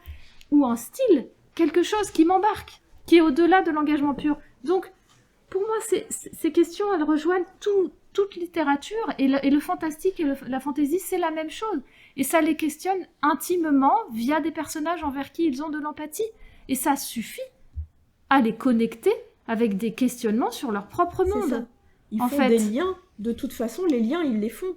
On parlait... J'ai un roman qui s'appelle Les Sentinelles du Futur, je crois qu'il est sur... Je sais plus, mais il me semble, je sais pas s'il est sur la table, là, qui se passe dans 300 ans, et qui aborde la thématique de dérèglement climatique. Et c'est ça l'intérêt de la science-fiction, c'est de se dire « et si ?» Et si effectivement on va jusqu'au bout de la destruction de notre planète telle qu'on lit. Aujourd'hui, ça va, on tient encore un petit peu, mais on voit que ça s'aggrave, on voit les tempêtes, on voit les dérèglements partout. Dans 300 ans, où on en est? Alors, pour pouvoir répondre à cette question, je vais partir d'un postulat, et je me dis « et si dans 300 ans, on a effectivement déglingué complètement la planète ?» Et les jeunes, ils le font, le lien. Quand je suis en rencontre scolaire, en plus c'est un roman qui a été sélectionné pour 14 prix, donc je peux vous dire que des rencontres scolaires, j'en ai fait une quantité hallucinante autour de ce roman. Les jeunes, le lien, ils l'ont fait tout de suite. Est-ce que vous pensez que c'est comme ça que ça va finir? Alors j'en dis, j'en sais rien, j'ai pas de boule de cristal, je ne vois pas l'avenir dans 300 ans, et j'espère qu'on arrivera à s'en sortir pour que ça n'arrive pas. Mais le fait de transposer un monde qu'on a détruit nous-mêmes par notre inaction, et ça les interroge sur le monde d'aujourd'hui, sur leurs responsabilités d'aujourd'hui. On a entre les mains la possibilité de changer les choses. Qu'est-ce qu'on va en faire? Et c'est ce que je leur dis, vous êtes tous des sentinelles du futur. Vous êtes tous des gens qui, aujourd'hui, pouvaient peut-être, parce que vous allez être les futurs adultes, faire mieux que la génération d'avant, et trouver peut-être des solutions. Donc de quoi on parle quand on parle d'un monde qui se passe dans 300 ans? D'un autre monde peut-être. On parle d'aujourd'hui. On parle des problématiques d'aujourd'hui. On parle des problèmes écologiques, on parle du dérèglement climatique, et comme elle disait, Carole, quelque chose qui les touche de façon hyper intime, parce que tous les jours aux infos, on en parle. Parce que même s'ils sont connectés aux réseaux sociaux, et qu'on peut penser que c'est débile, les réseaux sociaux, on parle aussi de toutes ces choses-là. Des articles, des reportages qu'on voit sur YouTube, sur Facebook, qui défilent dans le truc d'actualité, il y en a. C'est pas que raconter sa life et ses histoires de fesses. C'est aussi des choses qui défilent sur des thèmes importants. Quand on est sur Instagram, on peut avoir des photos qui sont prises après une catastrophe, et ils les voient, les jeunes, tout ça. Tout de suite, ils font lien. Ils sont pas en train de se dire « Ouais, non, mais c'est une histoire, c'est de la science-fiction, on s'en fout. Nanana. » La première question qu'ils me posent tous, est-ce que vous pensez que c'est ce qui va se passer? Ça les interroge, ça les fait réfléchir. Et ensuite, on réfléchit ensemble. Est-ce que vous pensez qu'il y a des solutions pour que ça n'arrive pas? Et c'est là où ça les met en lien avec des héros qui sont jeunes, qui ont leur âge et qui vont se démener pour changer les choses. Et d'un seul coup, on leur montre qu'ils ne sont pas inutiles, puisque le héros de 15-16 ans, qui a exactement leur âge, il arrive à trouver des solutions. On ne leur dit pas que là, ils vont sortir du collège et tout de suite, ils vont sauver le monde. Mais que si des héros peuvent avoir la responsabilité de se dire « j'y vais, je sauve le monde », et bien peut-être qu'entre leurs mains, il y a de possibilités. Et moi, je trouve que ça redonne de l'espoir aussi. Parce que quand on voit le monde dans lequel ils vivent actuellement, que les tentatives de suicide sont en hausse, que des gamins qui sont dépressifs, qui vont voir des psys, qui vont pas bien, augmentent, si on peut leur donner un peu d'espoir avec des héros qui arrivent à s'en sortir, à trouver des solutions, c'est important. De ne pas être tout le temps face à un mur devant lequel on se cogne en se disant « je peux rien faire, je peux rien faire, je peux rien faire ». Non, il y a des portes. Ouvrez-les, vous êtes jeunes, vous avez tout l'avenir devant vous. Et donc on va peut-être faire une aventure complètement imaginaire avec des héros qui ont peut-être des pouvoirs ou des capacités différentes. Mais ces capacités, finalement, ça reste quand même des adolescents. Et c'est avec ça qu'ils s'identifient et que ça leur permet d'aller plus loin et de se dire « je peux le faire ». Et puis après, par rapport à aussi, ouais, d'accord avec toi, par rapport à ce que vous disiez sur cette idée, oui, il y a tout ça dans nos livres, mais il y a aussi, à ne pas oublier, à ne pas négliger, et c'est aussi fondamental, l'idée que la lecture, c'est aussi un divertissement. Donc quand vous disiez justement lire pour devenir conscient et pour, voilà, etc., mais c'est aussi, et c'est très bien et très légitime, un divertissement et une évasion. Et donc, un autre monde, dans un livre, c'est aussi une manière de quitter un petit peu, et tant mieux, le monde dans lequel on est, de s'évader comme...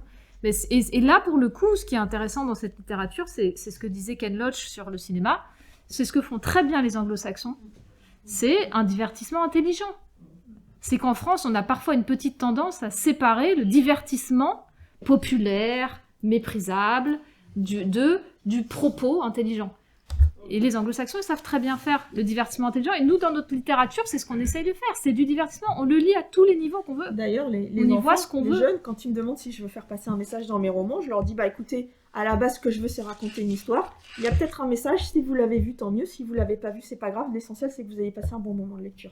Parce qu'encore une fois, l'objectif, c'est de les faire lire, c'est qu'ils aient un livre entre les mains. Et est-ce qu'on pourrait se dire ou espérer que la science-fiction sauverait nos enfants, enfin je veux dire nos adolescents? Alors il y a des par l'engagement, par exemple, de bifurquer vers un engagement politique et du coup de faire un virage total de la société dans laquelle on est. Alors peut-être un virage total, c'est peut-être un petit peu... Moi je pense que ça ouvre, à défaut d'effectuer un virage total, ça ouvre des portes. Parce qu'à partir du moment où on se projette dans des futurs possibles, dans des mondes possibles, dans d'autres mondes qui sont très proches des nôtres, mais il y a le petit truc qui fait que c'est... Voilà. Je pense que ça peut effectivement éveiller des consciences, ça peut poser les bonnes questions, faire poser les bonnes questions, et ça peut ouvrir les portes. Je dis pas que demain, parce qu'ils ont lu un roman, tous les jeunes vont réaliser que waouh, on peut faire ça. Ce serait quand même...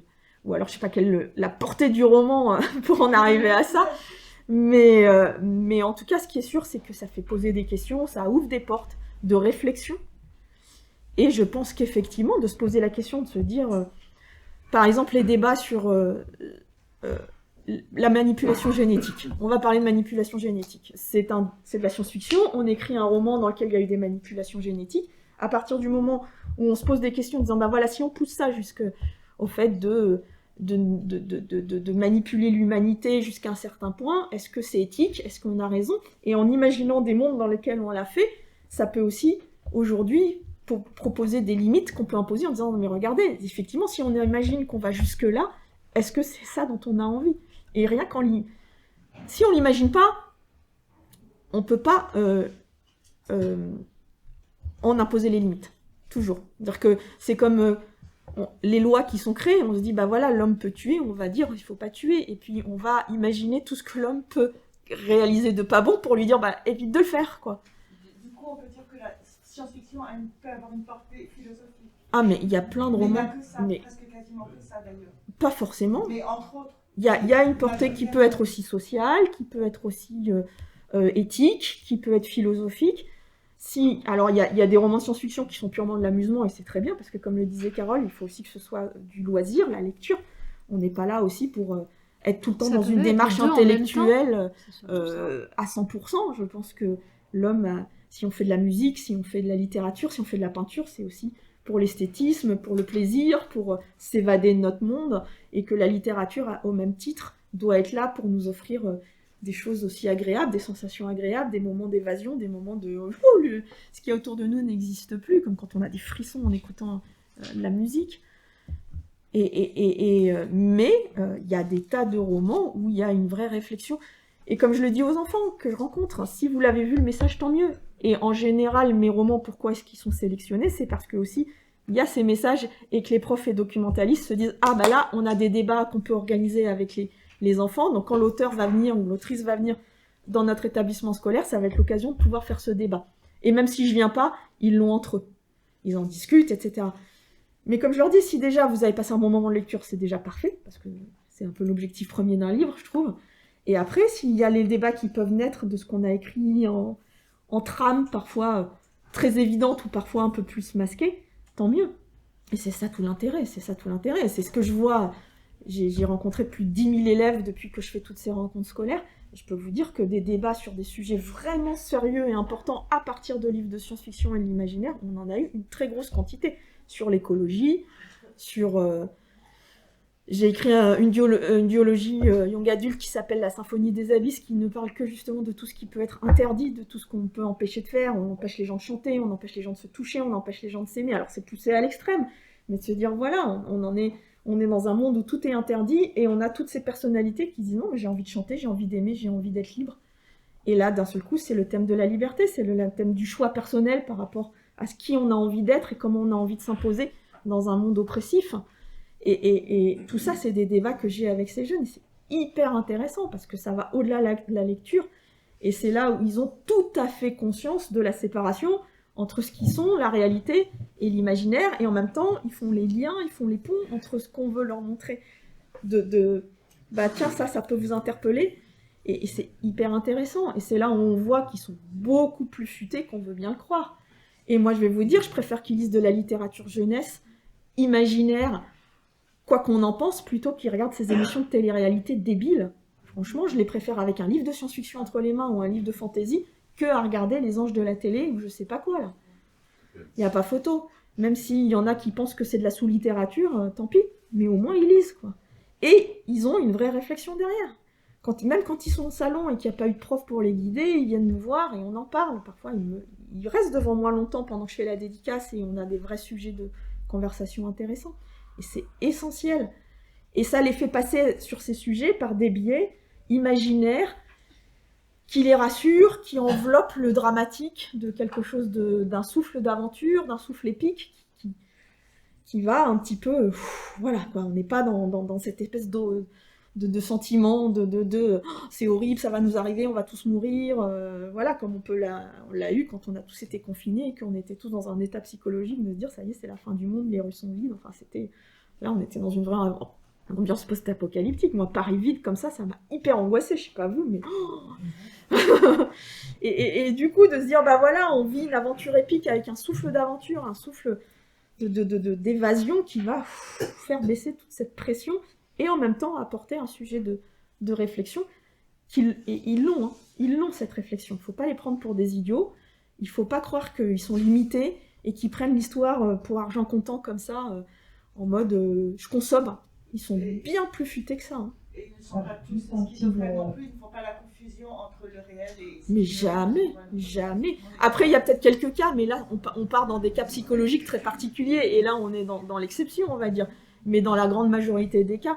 Mais quand vous les voyez dans les allées à Montreuil, où ils sont des milliers et des milliers, à venir faire dédicacer leurs livres et à faire la queue pendant des heures pour rencontrer leur auteur, je peux vous dire qu'ils ont tout à fait conscience de la réalité. Et que justement, c'est parce qu'ils en ont une telle conscience qu'ils ont besoin de cette évasion. Alors, juste un petit témoignage qui va dans ce sens-là. En tant que bibliothécaire, on transmet toute cette littérature, et on le ressent en parlant avec les jeunes, c'est vraiment ça, c'est d'être confronté à des formes d'impuissance au quotidien. Et là, par ces histoires-là, parce que ça va en dehors de la réalité, de retrouver une forme de puissance et d'agir dans la paix. Pour moi, c'est ça qui est vraiment très émouvant aussi par cette littérature. Là, j'ai un petit exemple à la poursuite des Unites, donc de Karina. J'aime beaucoup lire en classe, et même les ados l'aiment. C'est une histoire de mutants ou une gosse qui pousse derrière la tête. Et évidemment, ils sont pourchassés. Et juste une petite anecdote, plus tard, le gamin est revenu et il dit « Ah, mais alors ça veut dire que... » Parce qu'ils ont donc ça donne un pouvoir, cette gosse. « Ah, mais ça veut dire qu'on a tous un pouvoir en nous, alors. » C'est ce que j'ai écrit sur la dédicace d'ailleurs. Je leur ai dit on a tous un super pouvoir, lequel est le tien. Mais c'est ça, c'est que des parallèles entre l'imaginaire et la réalité. La frontière en réalité elle est super fine, hein. Super fine. J'ai une question sur un peu différente. L'auteur de science-fiction entre guillemets ou de qui a le plus grand de succès actuellement chez les adultes par littérature monstrueuse s'appelle Houellebecq.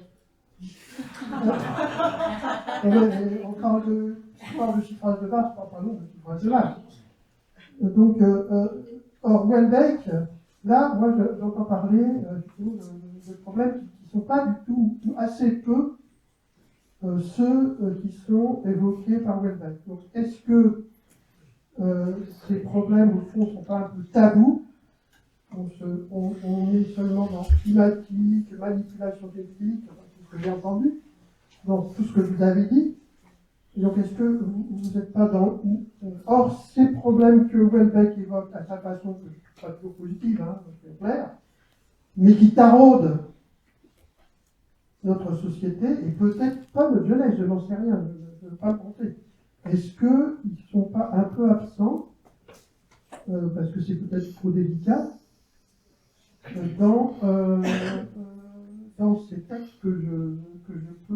non, ils ne sont pas absents. Entendre. Voilà, donc voilà, ma question, elle est ça. Est-ce que là, il n'y aurait pas une différence alors, entre ce qui est destiné aux adultes et ce qui est destiné aux adolescents? On aborde tous les thèmes dans la jeunesse. Voilà, point d'interrogation. Voilà. Moi, j'ai donné 2 exemples là parce que ça me venait en tête, mais on aborde tous les sujets, tout. Alors, après, déjà, par rapport à Houellebecq, donc on va parler de l'islamisme, c'est ça le thème par exemple dont on veut parler Alors, sécurité, non. U4, justement, parle totalement quand même d'une armée qui passe de la protection à une sécurité abusive en bombardant les Olympiades parce que des ados y vivent et refusent de rejoindre les hors-point. Donc là, je pense qu'on est totalement dans la description à travers U4, notamment d'une dérive sécuritaire. Donc on l'aborde totalement. Et c'est ce que j'ai dit tout à l'heure. Donc U4, déjà, point, on est sur qu'est-ce que l'armée et jusqu'où l'armée peut aller dans sa dérive sécuritaire possible et comment se construit sur une forme de dictature militaire à partir de, effectivement, une mise en place d'un couvre-feu qui arrive assez vite, etc. etc. Il y a tout ça dans U4. Cette question-là nimbe U4. On passe d'un couvre-feu à des puces électroniques pour savoir où sont les ados, à une vraie répression des ados qui refusent la solution du hardpoint. Donc on est dans le questionnement total d'une dérive sécuritaire. Ça par rapport à déjà, donc là c'est juste l'exemple du 4. Après, sur ce qui est de l'islamisme, ça, je pense que c'est pour tout le monde très compliqué à aborder, pour tout auteur, très compliqué à aborder. Effectivement, Houellebecq le fait, du haut de son piédestal de célébrité. C'est des sujets extrêmement complexes. Est-ce qu'il y a des livres de science-fiction, de dystopie qui... Oui, je pense qu'il y en a qui vont étudier, même par exemple, je ne sais pas si on prend La Servante écarlate, alors c'est vrai que c'est peut-être plus adulte. Est-ce que là, j'ai un exemple concret, par exemple, d'un roman adolescent qui parlerait c'est-à-dire que des romans adolescents parlent d'islamisme, oui. Il y a des romans, même 13 novembre, qui parlent des événements directement des événements du Bataclan. Et évidemment que beaucoup de romans adolescents réalistes parlent par exemple, du terrorisme. Plein. Est-ce que ça passe là aujourd'hui? Est-ce que ça passe via des livres de science-fiction qui imagineraient un monde où il y a finalement une mise en place d'un État islamiste en France? Je ne sais pas. Je n'ai pas de réponse. Est-ce qu'aujourd'hui il y a un livre adolescent qui parle de ça? Ce que je sais, c'est que de l'islamisme, de ses dérives possibles, enfin du terrorisme islamiste, oui, il y a des romans qui en parlent. Mais je ne connais pas de romans de science-fiction adolescents qui en parlent. Je ne sais pas si tu en connais. Mais par contre, par contre, des dérives sécuritaires, la dystopie ne fait que ça. Mais même Hunger Games, c'est totalement sur le monde. Et de manière plus générale, je trouve qu'il y a aussi beaucoup de messages de tolérance dans la littérature, même de l'imaginaire en adolescence, qui permet aussi d'englober tous les lecteurs et d'expliquer qu'il y a des différences et qu'on n'a pas besoin d'être dans l'extrémisme. Et c'est pas forcément par rapport à l'islamisme, mais de façon plus globale. Et chacun le prend comme il en a envie, va comprendre le message qu'il a envie de comprendre. Et ça, c'est aussi essentiel, parce qu'il y a l'islamisme, mais il y a des tas d'extrémismes partout qui montent en pensée politique, sociale, etc. Parce que voilà, donc l'extrémisme, l'intolérance en général, ça c'est un thème qui est ultra traité aussi en science-fiction. Et oui, c'est ça, il parlait d'une société qui serait dirigée par un État église, je veux dire, quelle qu'elle soit. Je suis sûre qu'il y a des romans post-apocalyptiques adolescents qui en parlent, et où, voilà, et de romans post-apocalyptiques, enfin plutôt même dystopiques, qui parlent d'un retour à une morale exclusive, ou d'un retour à... Il y en a aussi, certainement. Après, sur l'islamisme, par contre, attention, ce qui est vrai aussi, c'est que, sans peut-être aller jusqu'au tabou, il y a des thèmes compliqués à éditer. Il faut pas non plus, pour le coup, il faut pas être naïf, et il faut pas se leurrer non plus. Ce qui est vrai aussi, c'est que les éditeurs, ils marchent sur des œufs avec ces sujets-là. Ça, c'est vrai. Donc, je pense qu'il y a des textes... Ça veut dire... Je ne parlerai jamais en termes individuels. Je ne parlerai jamais en termes individuels. Aujourd'hui, une maison d'édition, c'est un tout petit truc qui est dominé par 3 grands groupes, qui est possédé par des actionnaire. Donc, quelle est la part de courage dans la décision? C'est pas possible. Juste, ils ont aussi les poings liés. Hein, je veux dire, on a 4 groupes aujourd'hui dans le monde de l'édition. Donc, de fait, une maison d'édition. Alors nous derrière, on a encore des fourmis par rapport à ces mastodontes. Ouais, je veux dire, donc, il y a une forme d'autocensure sur certains sujets. Oui, bien sûr. Bien sûr qu'il y a des choses qui ne passeront pas. Bien sûr que Houellebecq, ça ne passera pas en littérature jeunesse. Cette provocation, ce niveau-là, ne passerait pas. Bien sûr qu'un éditeur pense au prescripteur derrière, quand c'est de la littérature jeunesse. Donc, je pense qu'on peut parler de tout, et qu'on peut parler aussi d'islamisme. Ce que je connais, c'est plus dans des formes réalistes. Je n'en connais pas dans des formes post-apocalyptiques ou dystopiques, mais qu'il y a aussi une autocensure qui existe. Et qui vient souvent des éditeurs qui vont dire « on ne peut pas, c'est trop compliqué ». Après, les choses s'ouvrent petit à petit. C'est-à-dire qu'il faut trouver le moyen de dire « on peut parler de tout, mais comment ?» Voilà. Et oui, il y a des livres, il y a des sujets touchy. Ça, c'est un sujet touchy. C'est un sujet complexe. Mais comme l'inceste, comme la pédophilie. Je veux dire, c'est aussi des sujets, comment on en parle à des enfants ou à des adolescents. C'est la même chose. C'est des sujets compliqués. Donc, on a de l'autocensure parce qu'il y a des éditeurs qui vont dire non, ça, on n'assume pas, on n'ose pas. On a encore un comité de censure au ministère de la Justice pour la littérature jeunesse qui date de 1948 et qui existe. Il existe encore. Il n'a pas un gros rôle en vrai, surtout qu'il agit une fois que les livres sont sortis, ce qui est quand même très... Je sais parce que j'en ai fait partie, mais voilà. Une dernière question. Je vous demande vraiment bref pour laisser la parole à l'intervenante.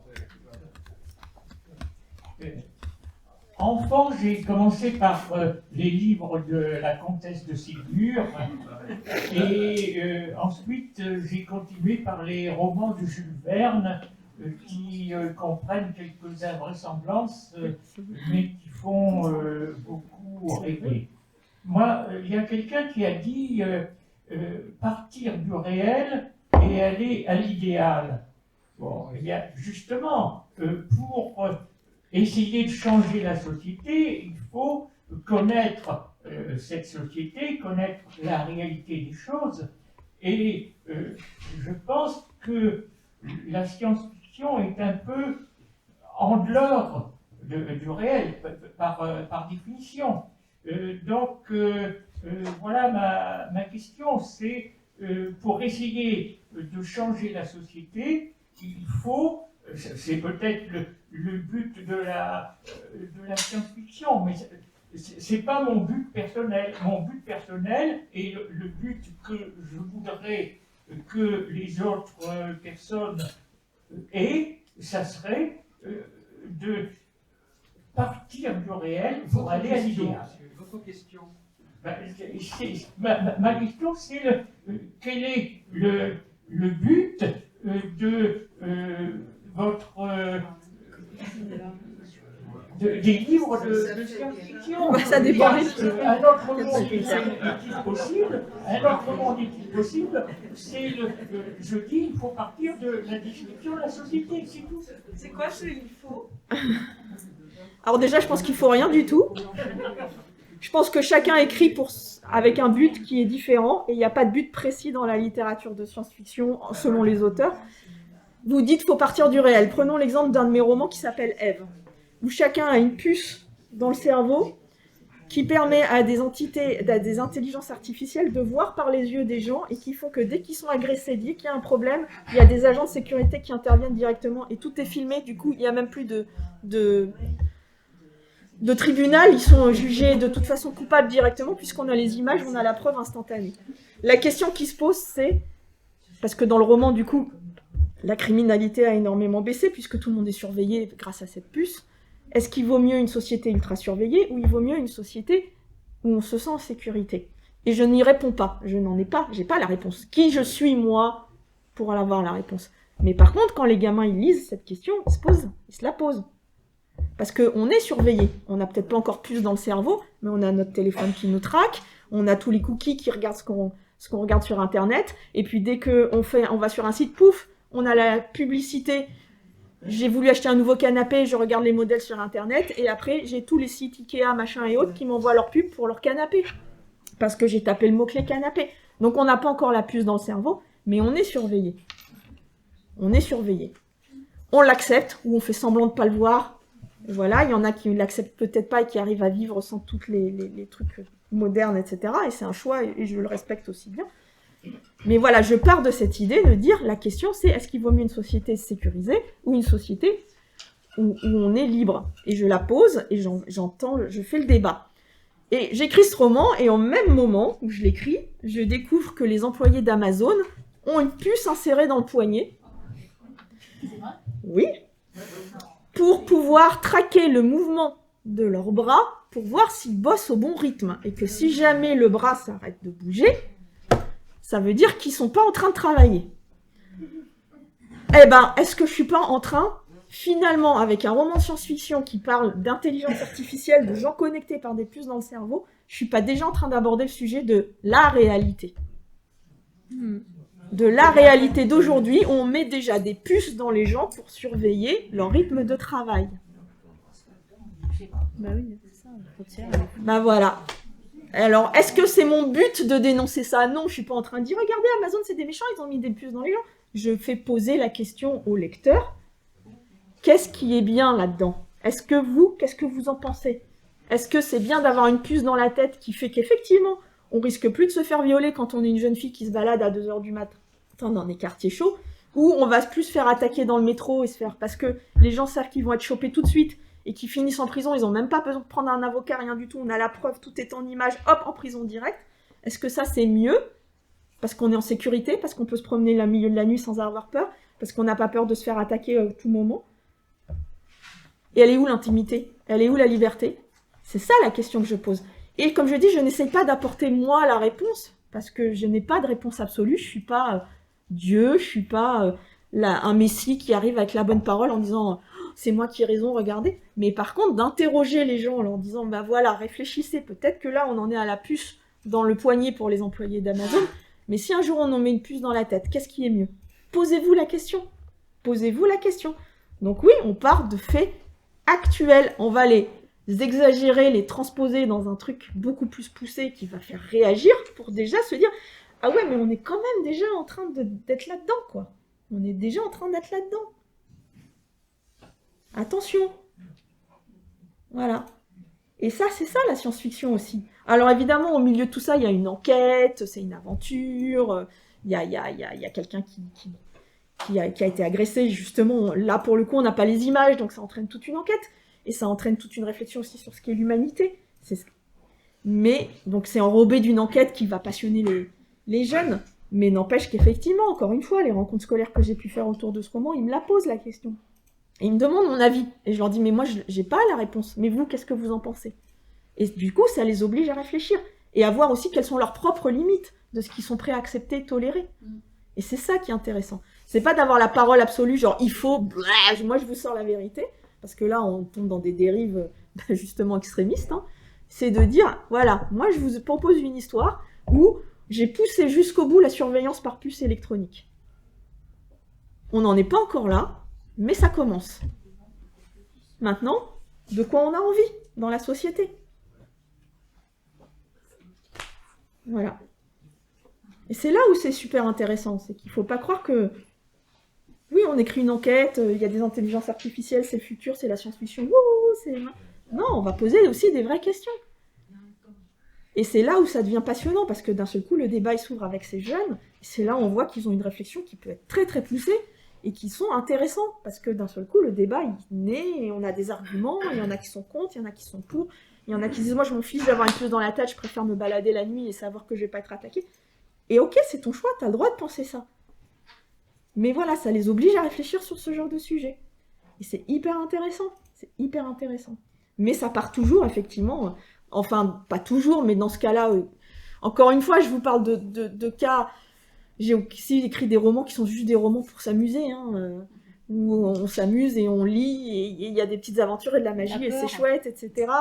Et ça fait du bien, parce qu'on a aussi besoin de se détendre les neurones et de sortir un petit peu de toute la confusion mentale qu'il y a face à tout ce qui nous arrive et toutes ces informations qu'on a en vrac, etc.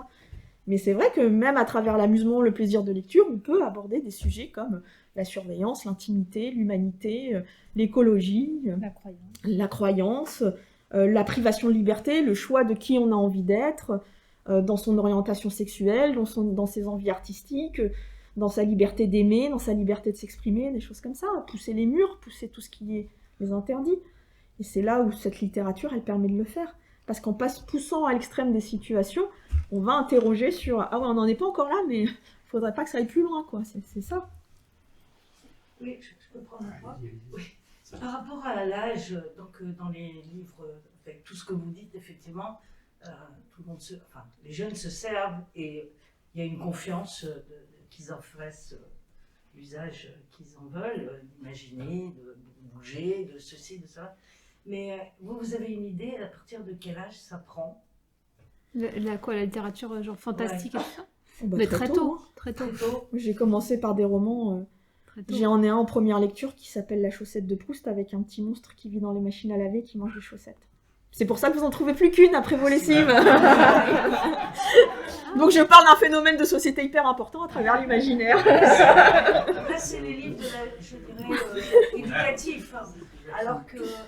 Non, c'est pas éducatif du tout. C'est du fantastique. Oui, non, mais pour les enfants, les livres pour enfants, on voit quand même que ça se développe énormément très très tôt sur... il y a certes une réflexion, mais aussi quand même un peu des principes éducatifs, relation avec les adultes, avec ceci, avec cela. Alors, vous pensez que dans ce genre de littérature, il y a quand même une imagination individuelle, quoi. C'est pas le... Oui, c'est individuel, oui. C'est pour ça que je ne sais pas très bien... la question, c'est à partir de quel âge ça peut être justement une appropriation comme vous le dites, à la réflexion et à tout ça. Mais sans Comme même pour en passer tous les par la livres. littérature, vous voyez les dessins animés qui regardent. Moi, j'ai écrit des scénarios de dessins animés aussi. Et c'est de l'imaginaire. Hein. C'est de l'imaginaire. Ils ont 3 ans, ils sont déjà collés devant des petits personnages mignons. Lily Buds, pour lesquels j'ai écrit des épisodes, ça passe sur France Télévisions, sur France 5. C'est du preschool, ce qu'on appelle du preschool, donc avant l'école primaire.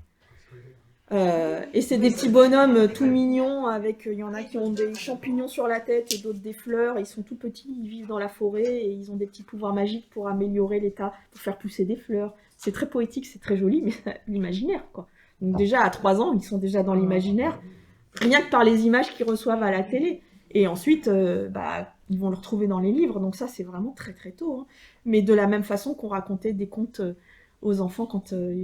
voilà, ça a toujours existé, cet imaginaire. Homer, c'est de l'imaginaire. On veut faire la différence entre la littérature classique et la littérature... Mais les monstres que Homer décrit dans sa mythologie, c'est que de l'imaginaire. On est dans du fantastique et de la fantaisie, hein, là-dedans. On veut le dire, non, parce que ça a été écrit il y a des siècles, c'est de la littérature classique, certes, mais ça reste de l'imaginaire. Non, mais c'est... Donc on a... Quand bébé, il n'y a pas d'âge pour imaginer, il n'y a pas de limite. Vous installez des limites dans votre discours, finalement. Et c'est peut-être un défaut professionnel de fait que vous ayez été éducatrice. Non. Ah, vous vous adressez à là? Oui. Alors, Non, c'est... Oui, en fait... dans un débat entre éducateur, prof, Je vais vous répondre à cette question-là après, ça tombe bien. C'est un peu raccourci quand même. Non, mais après, ce dont vous parlez sur l'appropriation et la manière dont les enfants peuvent s'approprier, c'est pas propre à la littérature imaginaire, c'est propre à la littérature jeunesse. Ça sera un autre débat sur la littérature jeunesse, en fait. Exactement, ouais. C'est autre chose. On n'est plus dans... Enfin, genre, tout livre de littérature jeunesse et la manière et le rapport des enfants à cette littérature, c'est plus un questionnement sur la lecture des enfants et sur leur manière de s'approprier. C'est pas lié à la littérature de l'imaginaire en soi. Voilà. C'est un débat et une réflexion qui pourra continuer tout l'après-midi, mais je vous propose de nous en tenir là pour rester dans les limites imparties. Et je remercie au nom de tout le monde, évidemment, nos 2 auteurs et nos 2 intervenantes qui ont parlé très savamment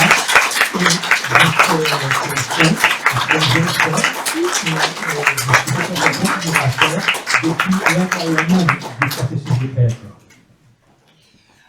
Alors oui, un grand merci à Carole et Karina pour avoir été à la fois intervieweur et interviewé et avoir animé le débat. Merci beaucoup, c'était très bien et ça a plu, vu tout l'ensemble des questions. Alors malheureusement, je ne peux pas vous lire ce qu'il y a eu sur les discussions du Zoom parce que le Wi-Fi Paris a coupé. Mais en règle générale, donc moi j'ai de mes souvenirs, c'est que une personne, vous avez transformé la vision de la littérature science-fiction à quelqu'un, voilà, donc elle était partie peut-être pas forcément sur des bonnes bases, mais grâce à vos interventions, elle m'a dit qu'elle avait une vision transformée de toute cette littérature, donc merci. Ensuite, quelqu'un a mentionné qu'il était très très partagé parce qu'il devait se partager entre France Culture et l'UP14, mais qu'il a préféré l'UP14 parce qu'il trouve il a trouvé votre débat très intéressant. Et une autre personne disant que grâce à cette littérature, peut-être qu'un autre monde était possible et qu'on pouvait aller de l'avant. Voilà. Il suffit de le vouloir. Voilà.